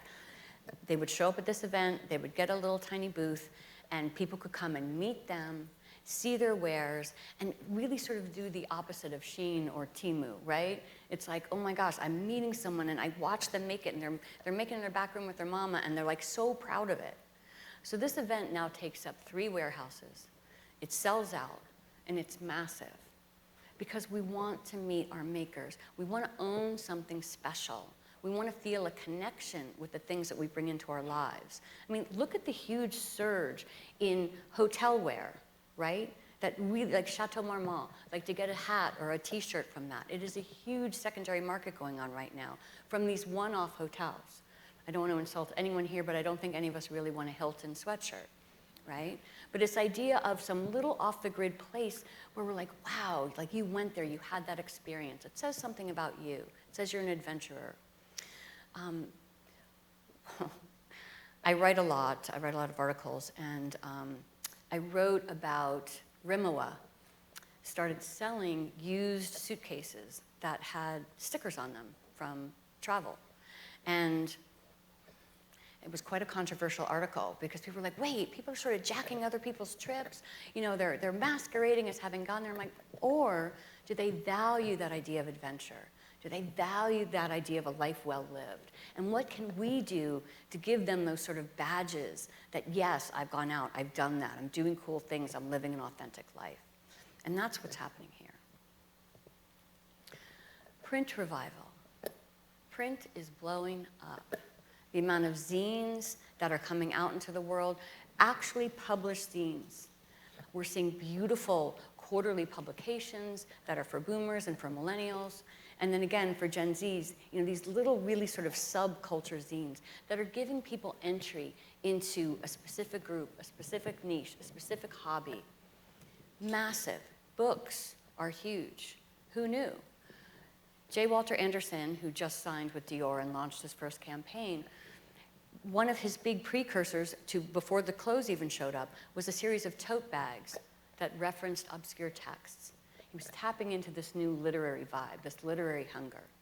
And one of the people are taking to reading is we're really tired of regurgitated thought. I mean, I spent the last 2 years, like most of us, listening to every single podcast and reading all the Substacks and sort of processing everybody's thinking. And you start to realize, like, how much of my brain is left for me to form an original thought. And we get this a lot from Gen Z. They're like, I don't know what my own thoughts are. So they're going back to original tracks. Again, think of the professor at the bar. They're going back and they want to kind of start with the origin story and then figure out how they feel. And it's always interesting when you see people on the digital side of the fence sort of jump over to the physical. So Hinge, dating app Hinge, as you may know, published a book of love stories. And that's a picture of it, but it was called No Ordinary Love Story. And it was a collection of real-life love stories for people who had met on the app. And they've committed to doing this every single quarter because they believe that people will want to actually read this as opposed to, again, go on an app and swipe. We're hungry for the physical. And this is showing up in all sorts of places. So this is a little blurb that's on Depop. And this young lady is a seller on Depop and is one of the most popular sellers. And it's not because she has the most amazing clothes. It's because everyone loves her stories. She tells crazy stories about each item of clothing. Like, I love this one. 2 years ago, I bullied my high school ex into buying me a $500 Coachella ticket, and I bought the skirt to wear to the festival. I didn't hang out with him once because I secretly hated his guts, but I ran into him at the end and let him take a picture with me. I get so many compliments on this damn skirt. So it's that sort of hunger for connection, for story. It's one of the reasons Etsy has absolutely taken off. You know, Etsy's always been there and sort of been puttering along, and then there was going to be an IPO, and then there wasn't. And all of a sudden, it's everything. because we know that there's a story behind each item that we buy. Kids know that there's someone actually making something, and they're hungry for that connection, for that history. Another one of my favorite trends that we're tracking is soft living. And again, it's the opposite of optimization. So On Running ran a great campaign featuring Elmo as an icon. Now, I don't necessarily think of Elmo as a triathlete, and that was the whole point. It was the idea that, are you going to go for a walk? Are you going to walk and meet your friend for coffee? Whatever you're going to do in your sneakers, have at it. But there's no winning here. There's no grind.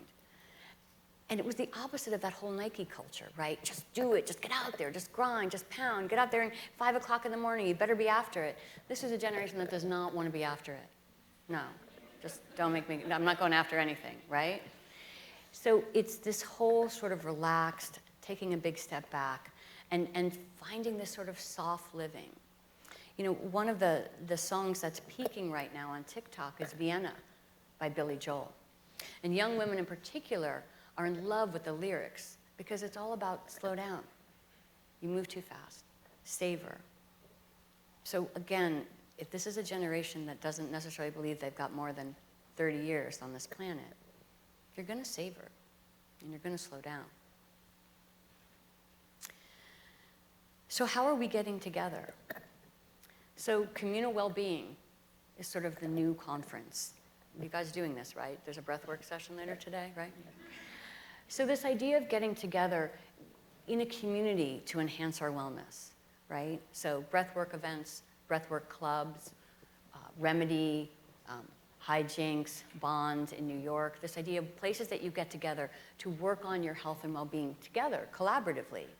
You know, saunas that are huge are now really morphing into this communal sauna. It's one of the fastest growing spaces right now. This idea that you come in and you don't get your own little sauna pod, but you come in and you're doing a communal sauna, much like they have in Japan, much like they have in Scandinavia.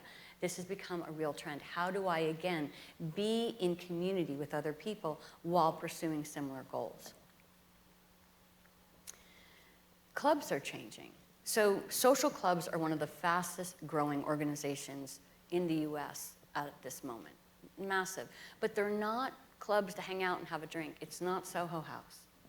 They're clubs with purposes. So they're clubs that have to do with health and wellness, like Remedy.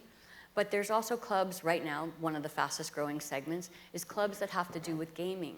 And not your guys' kind of gaming, not that Vegas gaming, but Mahjong, Rummy Cube, Scattergory, private clubs where people come and they play games. And it's really become a thing. And in part because you can show up and you may not know anything, you sign up and they're gonna put you at a table and you're gonna learn to play with people who are at your same level. One of the most popular trends happening in major cities right now, and it's destined to grow. The fastest growing trends that are in terms of clubs that are showing up in New York, which means they will be coming to a neighborhood near you fairly soon, are beauty clubs. Clubs where women go to get their nails done, to get maybe a little facial something, and you meet your other girls, and maybe there's someone who gives an instruction on hair care or something like that. But these beautiful sort of beauty lounges. And again, it has this wonderful feeling of China or something that might have happened in Hungary, but beauty clubs are growing. So again, it's this idea of looking for places with purpose. I don't just come and hang out. There's something else that underpins this. You've got to give me a reason. A trend that is blowing my mind and has been incredibly fast growing since the pandemic is this idea around spiritual seeking. So astrology apps are destined to be valued at roughly $25 billion by 2032. $25 billion. And it shouldn't be surprising. So anytime we look at an economic crisis or an economic downturn in this country, that's where you start to see people turning to astrology. Fun fact, the first astrology column showed up in a newspaper in 1930. What was happening in 1930?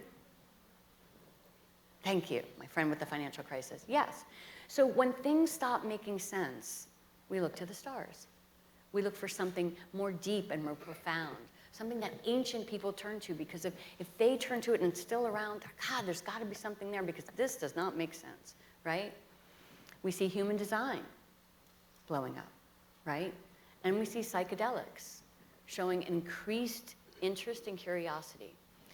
I have not been to a major conference where there hasn't been some sort of psychedelic mini retreat, camp, event, something happening on the shoulders. You know, whether that's TED or Davos or Aspen Thinks, its leaders are curious about this, and everyone wants to investigate. And I think of psychedelics, much like you have AI really sort of opening this up, this whole idea of what like human thinking can give us. So psychedelics are pushing into this whole idea of what is human consciousness, right? So it's like two sides of the same bell curve, and we're pushing out and we're exploring, because what's sitting right here doesn't feel rational. This idea of finding spirituality is now touching into everyday products. So if you look at any skincare products, go on Rare Beauty, Selena Gomez's Rare Beauty's website. There are meditations, there are breathwork techniques, there are all sorts of ways to take care of your mental health while you're taking care of your beauty. There is hardly any brand right now that is not in talks about creating a journal, that isn't tying in with a breathwork teacher, that isn't tying in this idea of skincare with self-care, turning your nighttime ritual into a self-care ritual, giving people crystals, connecting them with an astrologer. So we're going to see this whole idea of spirituality spreading like kudzu over the next several years. Because again, we're looking for certainty in an uncertain world. And this is expanded to travel. So Hotel Nobu in Santorini offers astro destinations. So you give them all your birth information before you go, and then they set up a special tarot session for you. They make sure your bed is appointed the exact way a Scorpio born on such and such a date would need it. You get readings, and they even have themed cocktails for your birth sign. There are travel agencies opening up that will, again, do your birth chart and then do your astrocartography, where in the world should you be, based on your sign. And they will create a trip around that. And again, so personal, so experiential, and giving you insight into yourself. And isn't that what we all want at the end of the day? Isn't that why we all do those BuzzFeed quizzes, right? It's like we really kind of want to get inside and figure out who we are. And this is a generation hungrier to do that than anybody else. Another interesting experience that we're seeing show up is this idea of blind box experiences. So everybody here is familiar with Labubu, right? Yay, love that Labubu. So a big allure for Labubus is the whole idea of the fact that it comes in a blind box, right? You don't know what you're getting. So it's exciting, it's thrilling, you hope you're gonna get the one that you want, but you're not sure. So this concept of blind box experiences are now spreading out to other experiences. So restaurants, you walk in and hands off. The chef is going to prepare for you what it is he wants to prepare. And you're giving up control. And sometimes doesn't that sound like a really good thing, right? Like, okay, yes, I'm in your hands. So we're going to see this more and more. But it's expanding to travel. So this idea of signing up, being told basically what to pack in your bag, and you're going to be sent on some exhilarating trip where you're going to have experiences like you've never had before. So blind box travel as well. Again, the sense of giving up control. And then haptic hunger. So going back to the pandemic, there was a great meme that went around, and it was after one of Taylor Swift's album releases. I think she released like 14 albums during the pandemic. But it showed a teenage girl saying, I keep listening to Taylor Swift's lyrics to figure out what it is I feel sad about. And we're trying to get back in touch with our emotions. You know, they've really become dull. Not because we're not trying, but because, again, when we're living our life through a screen, we start to question how we really feel. Like someone's laughing, so I'm going to laugh, but am I happy? Someone's crying and I'm crying, but am I sad? We've really sort of lost touch with what it means to feel things. So retailers are really getting behind this movement and dialing up these experiences. There's retail happening in China right now where they create these science fiction extrasensory 3D models that you walk through that look like a Sahara sandstorm, or it looks like you're walking through like a polar winter. And this idea that you have all these experiences before you even get into where the merchandise is, because we want to feel things. There is a lipstick launch going on right now in Tokyo where when you enter the store, it's completely black. And someone hands you this lipstick because they want you to feel the emollient of it. They want you to smell the delicious scent of it. They don't want you looking at it. They want you just really immersed in the feeling of it. So this idea of how can we turn up the dial? How can we help really heighten feelings, these human feelings that we've lost touch with, and that AI certainly isn't offering a lot of insight into. This one's for Brandy, my disaster concierge. So there is a whole new business being built around the idea of environmental disasters. And again, I'm coming from Los Angeles, so we've had about 7 already this year. When was it? July. So what happens in this world? Well, someone is stepping in and saying, they're going to happen. And how might we experience them differently?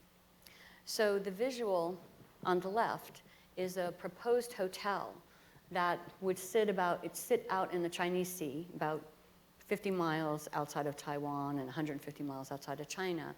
And it's a tsunami submersive emergency hotel.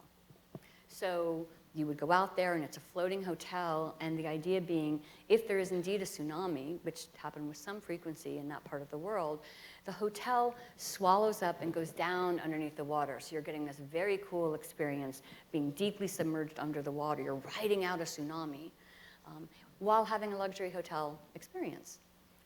And why not, right? So several of these prototypes have already been tested, and they're trying to raise enough money to make this happen. It kind of reminds you of those tornado chasers, right? People who really want to be in the eye of the storm. So it's this idea of like, how do I embrace the world that we live in, and how do I actually kind of touch the very deep heart of it? Black Umbrella is just one of many disaster concierge businesses that sets you and your family up for the next, I don't know, is it going to be a pandemic? Is it going to be an environmental disaster? Is it going to be war? So you've paid a subscription, and depending on what tier you come in at the lowest tier you might just have disaster equipment for your house. But if you really kind of get all the way up there, there's a special phone call, and someone is going to come and chopper you guys out of there and take you to the special elite camp for those who had the foresight to sign up for this sort of disaster relief program. And this isn't a pipe dream. This is actually happening. There's about 4 or 5 of these that have set up in Utah and in Hawaii with very lengthy subscription lists. So this is a type of business where, again, people are stepping into the scary part as opposed to stepping away from it. And kawaii, kidulting, another word for it. So kawaii is a wonderful phrase. It comes from Japan, and it showed up in the 70s, but it really hit the zeitgeist in the 70s, but it actually showed up earlier, and it came on the heels of World War II.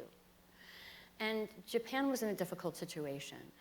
They were really painted as an evil empire and a certain demonicness to that population and to that country. And they needed a way to sort of climb out of that. So they tapped this beautiful illustration, this beautiful pictorial habit that they had of creating these creatures with big eyes that were very gentle and very sweet. And you've seen them with manga, and you've seen them with Sailor Moon, things like that. So now that we're living in this age of Jellycat and Labubu and these like darling stuffed animals, we see this sense, this need for kawaii, this need for cuteness, this need for kindness, this need for happiness. And it's one of the reasons that these products have taken off to such a degree. I mean, and it's not just going to be Labubu and Jellycat. We're seeing it with Sunny Angels. We're seeing it with Lego. We're seeing with any nostalgic childhood toy that's tactile, that's small, that's cute, and that has a certain innocence to it, right? So it's this big sort of stepping back. Nostalgia is not a retreat. Nostalgia is actually a way to strengthen yourself. Because when you go back in time, you remember being happy. You remember being surrounded by family. You remember good times. And that makes you believe that there are more to come. So this is actually a healthy way, believe it or not, for us to start to revisit the world that we're living in right now. So I expect this idea of kidulting, this idea of development of talismans, this idea of, bringing back these creatures and features that we saw in our childhood. It gives us therapy, but it also gives us community, right? I see something hanging on your backpack. I see something hanging on your bag, and we smile and we nod. Because you know what? We're really all in this together, and that's how we want to feel. So right now, when we look at the future, certainly we need to look at technology. Certainly we need to embrace AI. Certainly we need to understand what's on the next forefront. But I actually think we'd be smartest if we looked at the past. Because I think the biggest single desire human beings have right now is for humanness. It's for humanity. Last week, Starbucks announced that they had been at the closing stages of a test that they've been running on a new human standard of service. And I was so startled when I saw the article. I'm like, wait, everyone who's writing about stuff is just like, oh, we brought AI on, and here's what we're doing, and AI is now going to be like, making our coffee or whatever. But what they did instead was they took 5 steps backwards and said, what made us special? It was the humanity. It was the smell of coffee beans. It was someone greeting you. So they have reinstated this human-centered service program, and they're about to launch it across all their stores, complete with secret menus, secret handshakes, and those little mementos that make people feel like they belong. So I think when we really want to understand how to thrive in the future, I think we need to look at people. Thank you.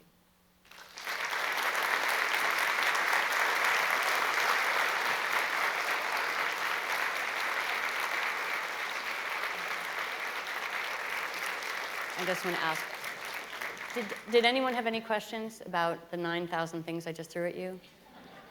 Are we good? Okay. Thank you. Oh, thank you so much.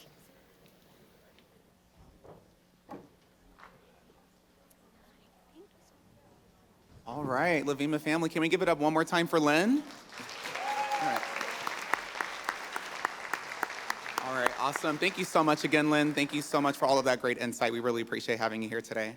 All right, so I hope you guys are enjoying Digital Technology and Planning Day so far. Who's enjoying it? All right, I need a little bit more excitement. Come on, who's enjoying it, guys? Come on. Okay, there we go. All right, so before we go ahead and move over to our next discussion, which is going to be a fun fireside chat, we actually have an exciting giveaway for you guys. So we're going to go ahead and just quickly draw a name from this. Yeah. And the winner of this prize, which is sponsored by Cargo, we're very appreciative for them, it's going to be a 70-inch TV. Woo! So good luck, you guys. We're going to go ahead and draw a name. All right, here we go. Mixing it up nice and good. Want to get some at the bottom there. Dropping stuff everywhere. It's a lot of names. Okay. So. I got it. You guys all ready? Right. Marty Waldman is our winner. All right. All right. Congratulations. Give it up.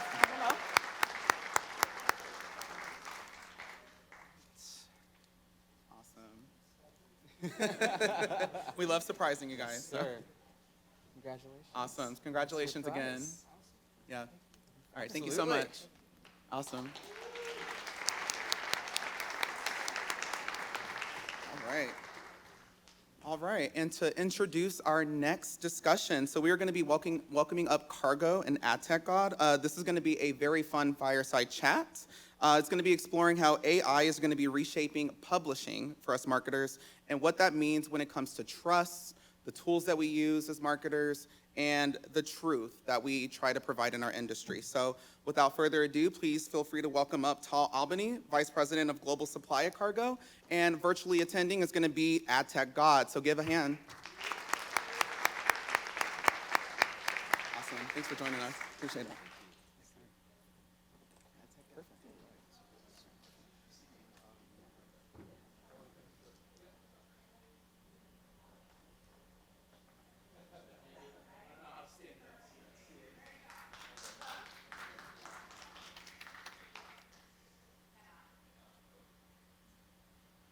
Oh, Tal, you look great with that. Got to turn this on.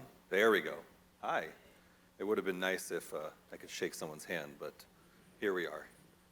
I feel like I'm back in high school. Like, just no friends, no one wanted to come hang out with me. This sucks. Ugh. Well, how's everyone doing? Awesome. Thank you for having us.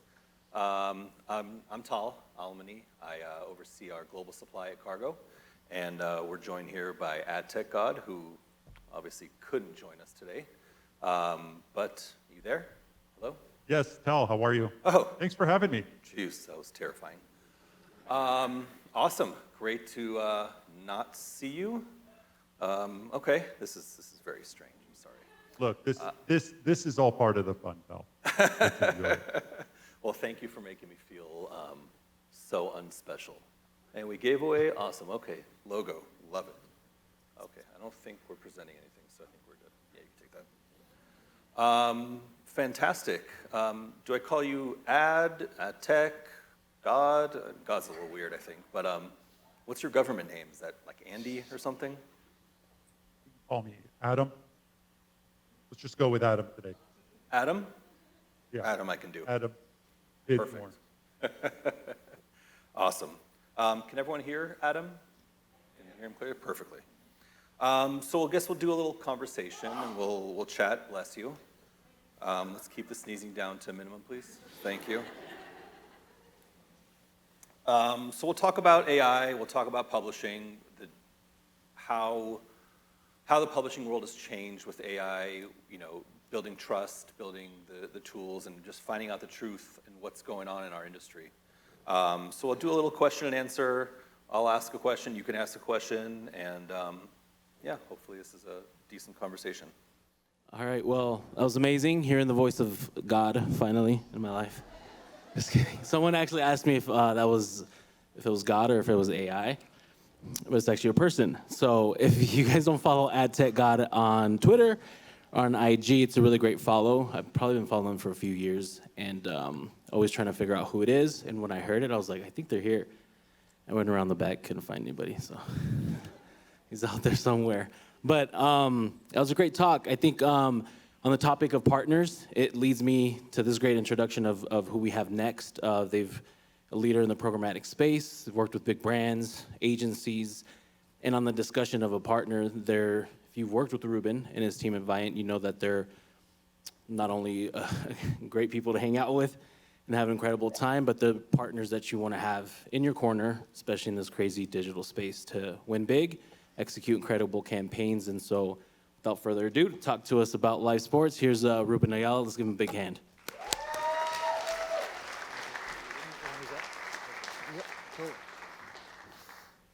Can you guys hear me?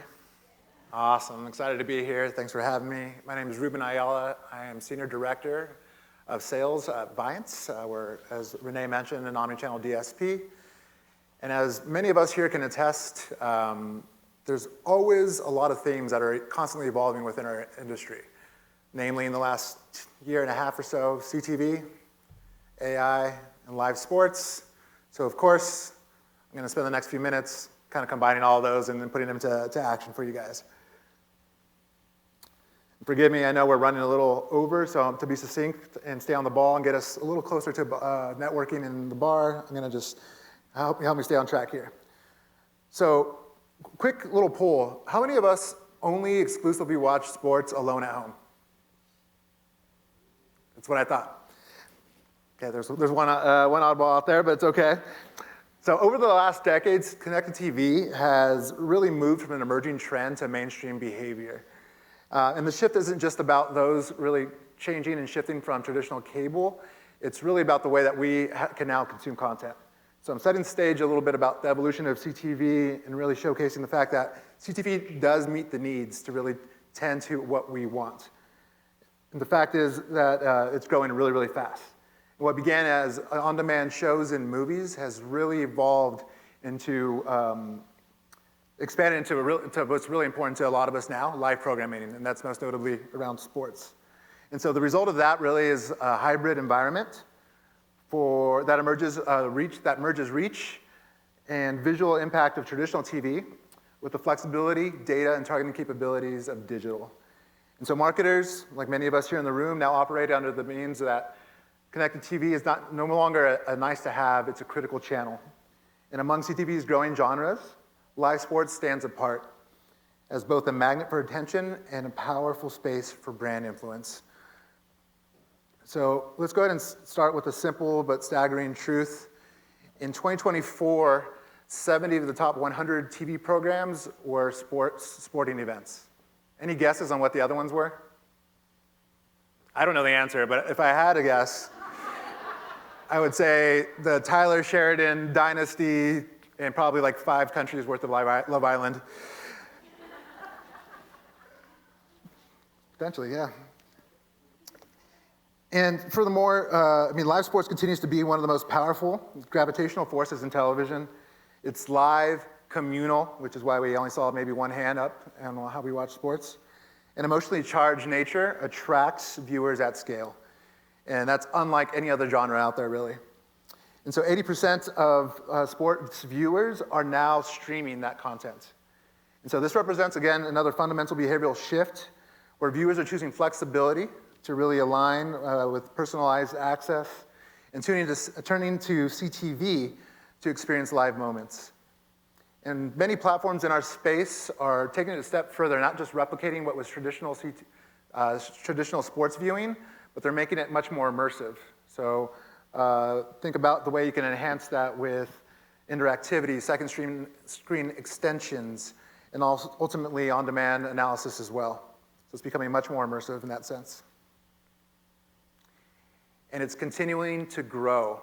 So live sports viewers, those particularly streaming, if you look at the next 3 years, is projected to increase by about 13 million viewers.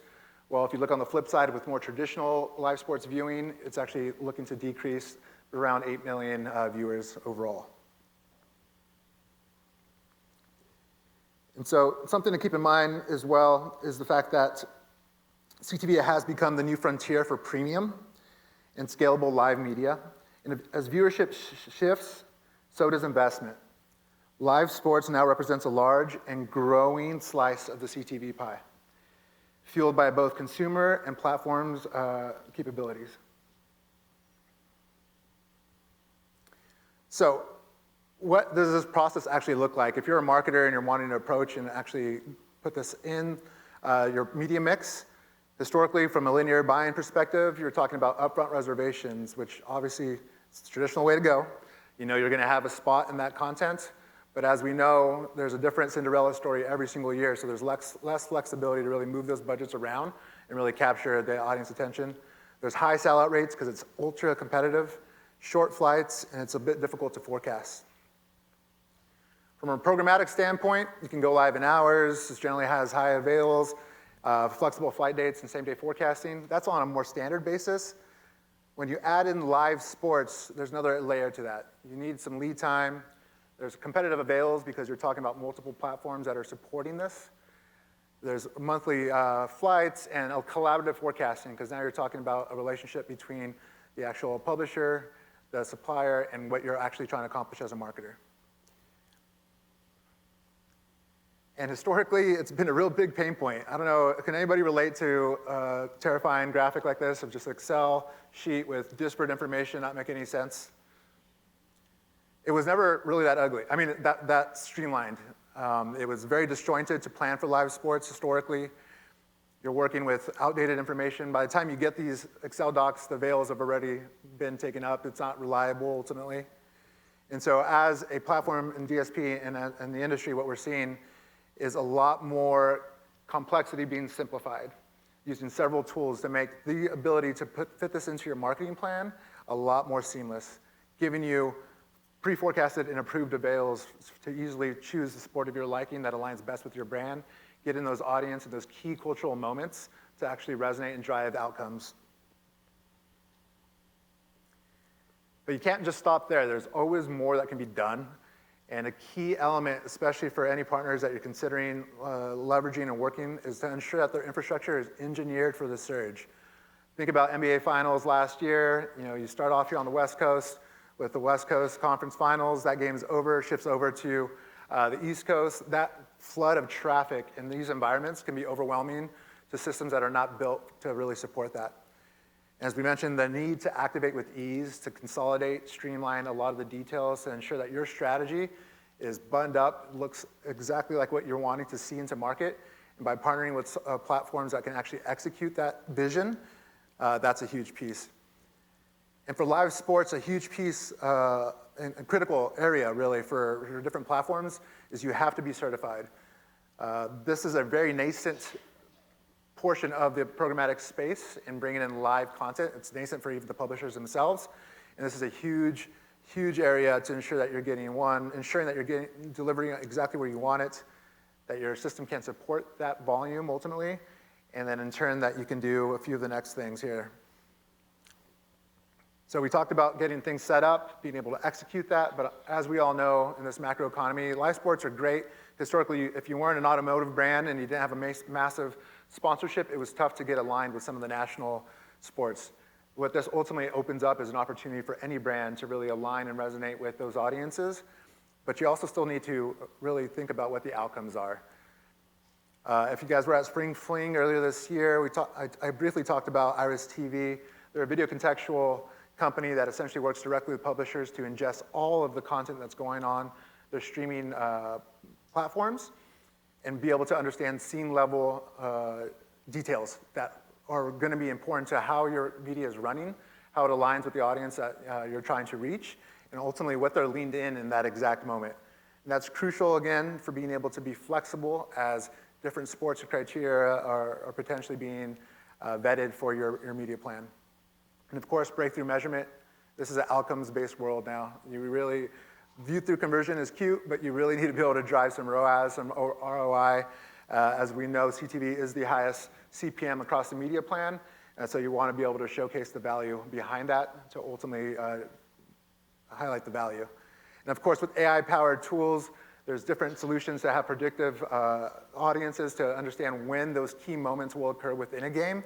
This is crucial, again, to maximize your investment in a way to take advantage of those key moments that will then be replayed over and over. And if you time that right with your message in that live sporting environment, it will definitely be a memorable lean-in moment for your consumers. So why go through the trouble of all this? As I mentioned, compared to what historically has been leveraged for live sports purchasing, digital and live sports and streaming provides more reach, more engagement, and naturally drives better recall for your brands. Quick little summary here of showcasing why a strategy around live sports, a smarter strategy around live sports is key. Just think about what your desired outcomes are, what you want to be able to do. Challenge your partners on what they can provide as a result of this type of media execution. You've got that precise audience targeting. You've got the in-flight optimizations where you're no longer beholden to an upfront that must run and whether or not things perform or not. You have more precise attribution, dynamic creative. If you're looking at geo-focused sports content versus national that you want to be able to rotate organically. If you want to ultimately address particular products based on key points within a game, all these elements become much more flexible when it's optimized and managed through programmatic activation. And then, of course, transparent reporting, as I mentioned, outcomes-based. Understand a little bit more of the meat on the bones of what your dollars are actually driving for your business. I'm not going to really go through all of these, but the big thing to focus on is, yes, there are these massive cultural events. The funny thing is 70% of those 100 programs were all NFL related. So we're not even talking about the other long tail view that still grows a lot of viewership year over year. You think of sports like golf right now, which is having a resurgence culturally for a younger generation ultimately, and you're seeing TV shows that really supplement that and get people pulled in. Happy Gilmore 2 just came out, like other ways to bring nostalgia and more of an audience to the sport overall. So you can maximize your reach with year-round live sporting events. So not just NFL, but college football, which is just around the corner. Obviously MLB, UFC, you name it.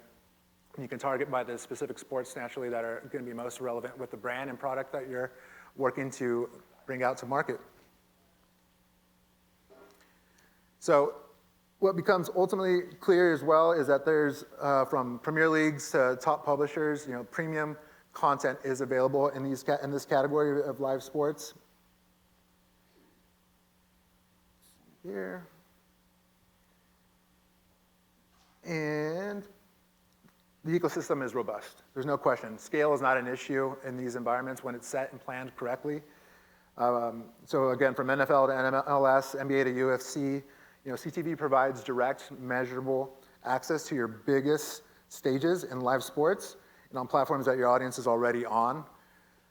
And the proof is in the pudding. As just still an example from earlier, you're seeing this really take wave across various different sports. We also have World Cup and the Olympics upcoming again pretty soon. So different ways to really consider and understand how publishers are also putting in the resources to not have the glitches that Netflix did in the past, but really be consistent as we've seen with Prime Video and other streaming services as well. Thank you very much.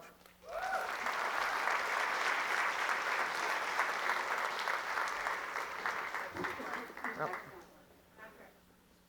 Thank you.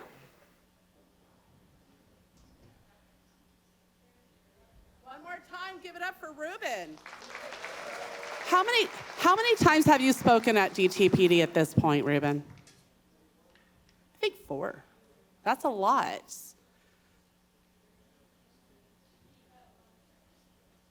We got Patrick coming up here for a special message. Go for it. Yeah. You know how to work it, right? Well, there's a special message. There we go.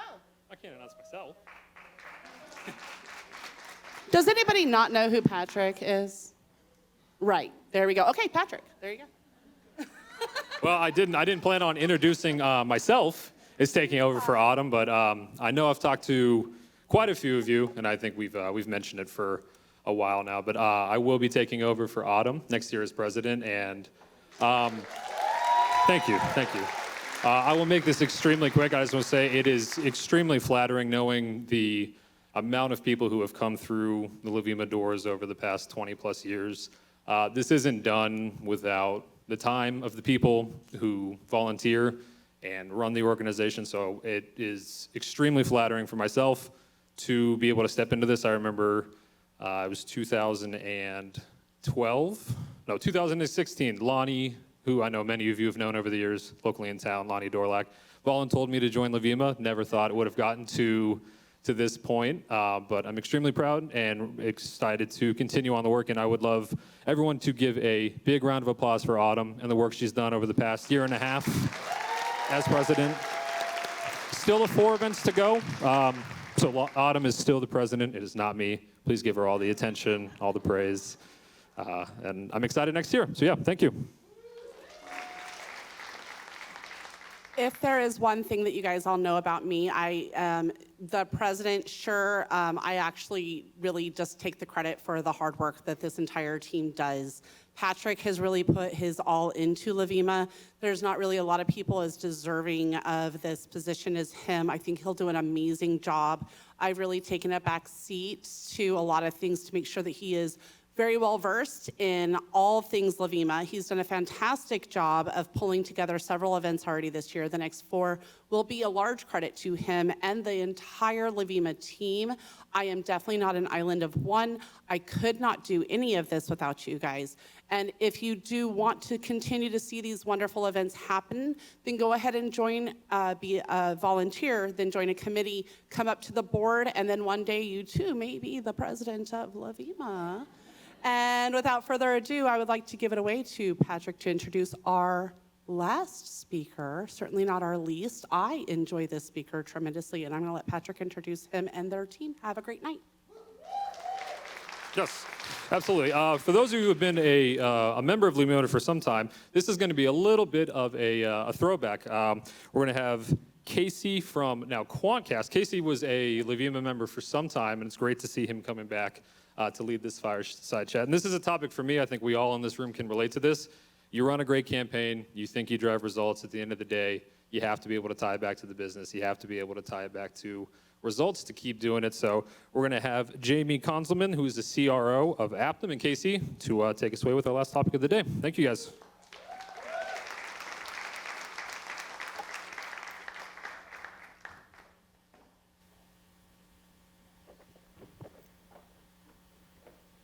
You knew there was going to be no handrail. No, I was ready for this. Wow. Hi, everyone.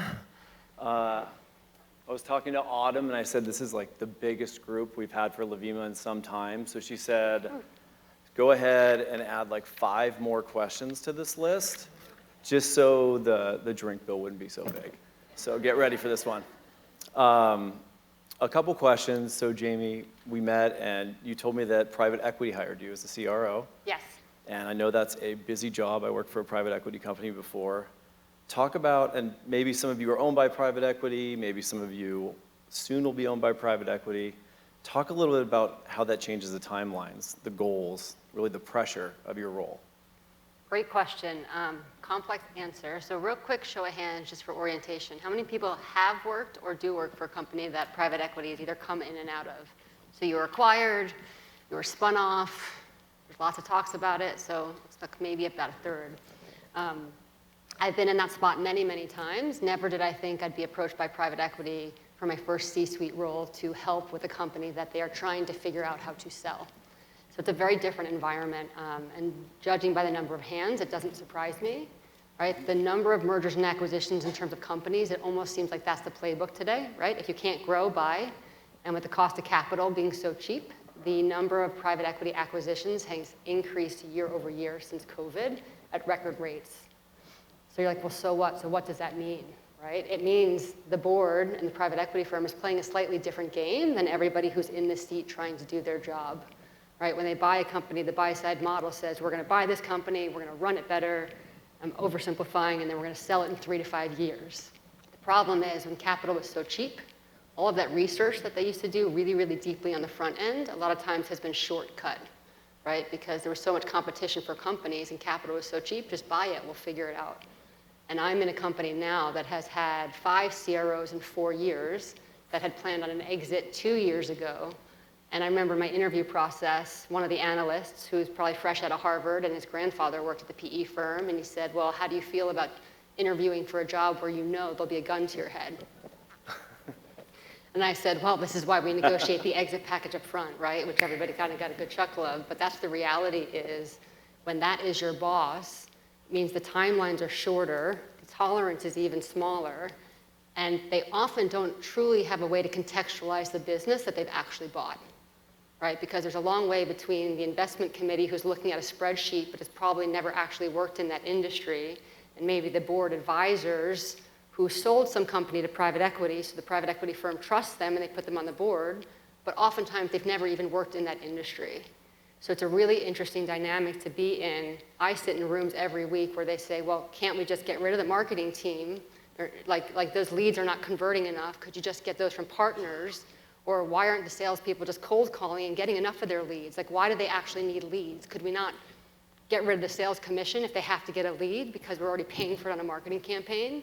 And it might seem really comical in this room, but that is a conversation on a weekly basis.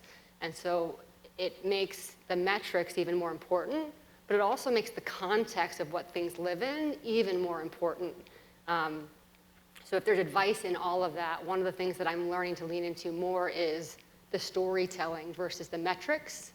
Because as soon as you go into the metrics, the 5 analysts who are trying to get their promotion, because that's how they get their board seat, have an army of analysts behind them putting numbers in spreadsheets, and they're going to show you how whatever data point that you've shared is actually wrong, right? So it's a time when we actually have to balance the data that's provided, whether it's for a marketing campaign or for the sales team or the channel department, and constantly contextualize it in a way that's succinct enough that somebody who's never been in that business, who really just wants to sell the company and get their money and get out, can actually understand. So you said storytelling, and when I met you, you started talking about your personal brand, and you started talking about how storytelling starts with the person.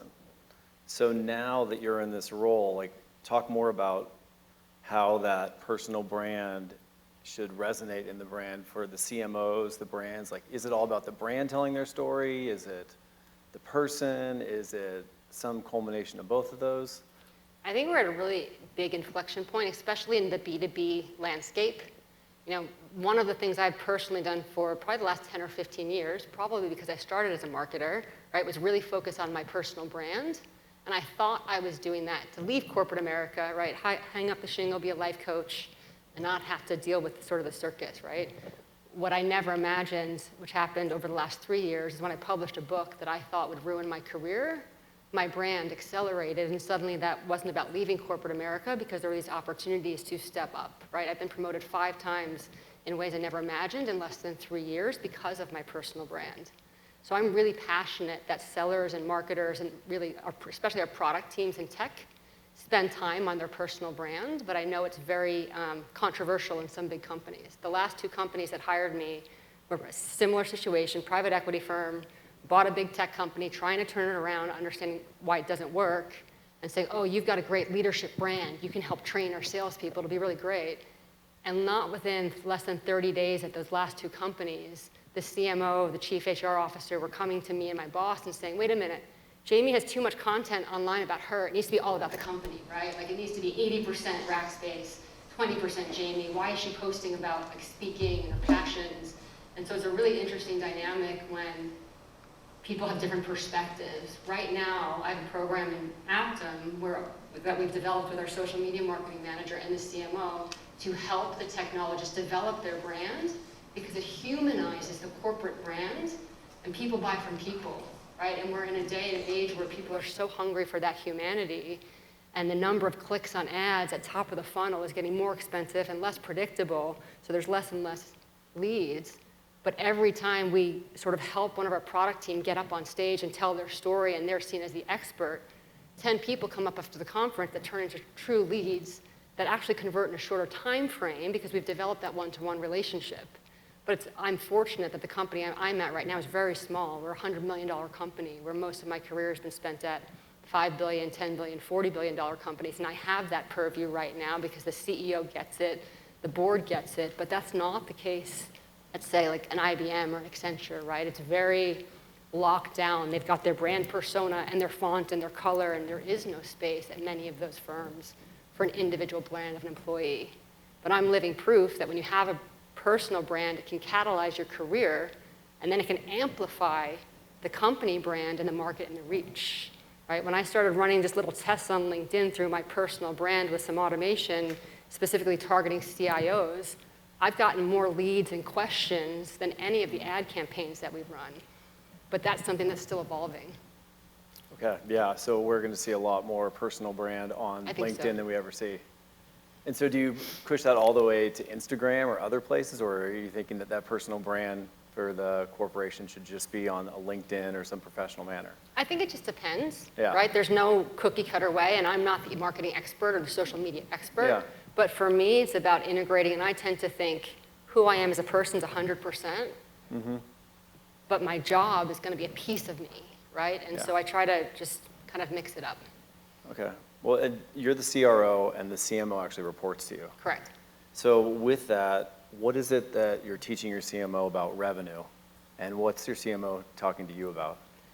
Well, the fun part is she was the director and then she was the VP, and so I've had the privilege of promoting her into her first suite role, right? Mhm. And so I think there's a mutual learning that's happening, and I think one of the biggest things that we're sort of sorting out together is everywhere she's worked at was a big company. They would go into a room, McKinsey would come in and they'd say, okay, who do we want as a customer, right? And they would map it out and do all of the exercises and maybe do a Simon Sinek why, and by the end of it, you've got this beautiful PowerPoint.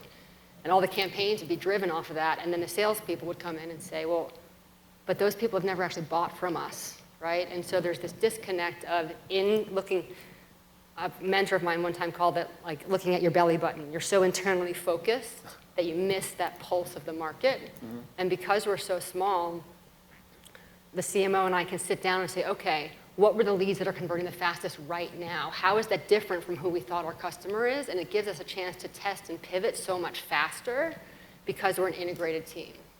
Perfect, perfect. I really just have one last question. It's actually for everybody out here.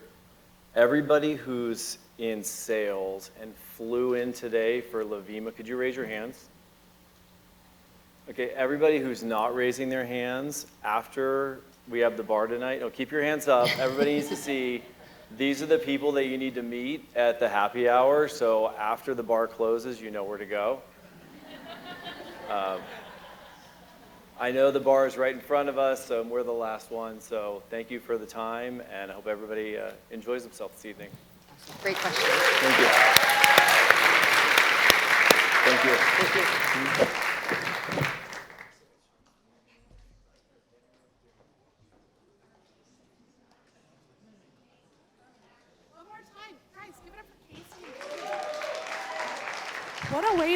wrap up this content portion of our day. Who learned something new today?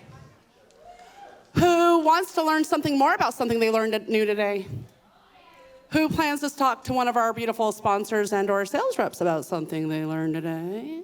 Fantastic. All that information is available at LVIMA.com. If you forget how to spell it, it's right there. Oh, maybe it's not. Wait. There we go.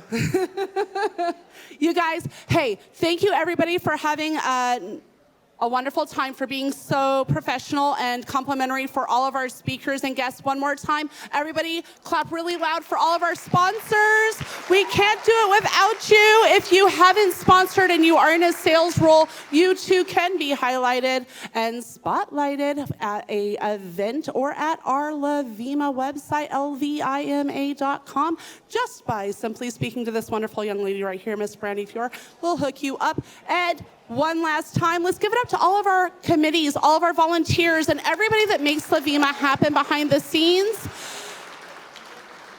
Be sure to check out all the wonderful swag, and we have a wonderful happy hour downstairs.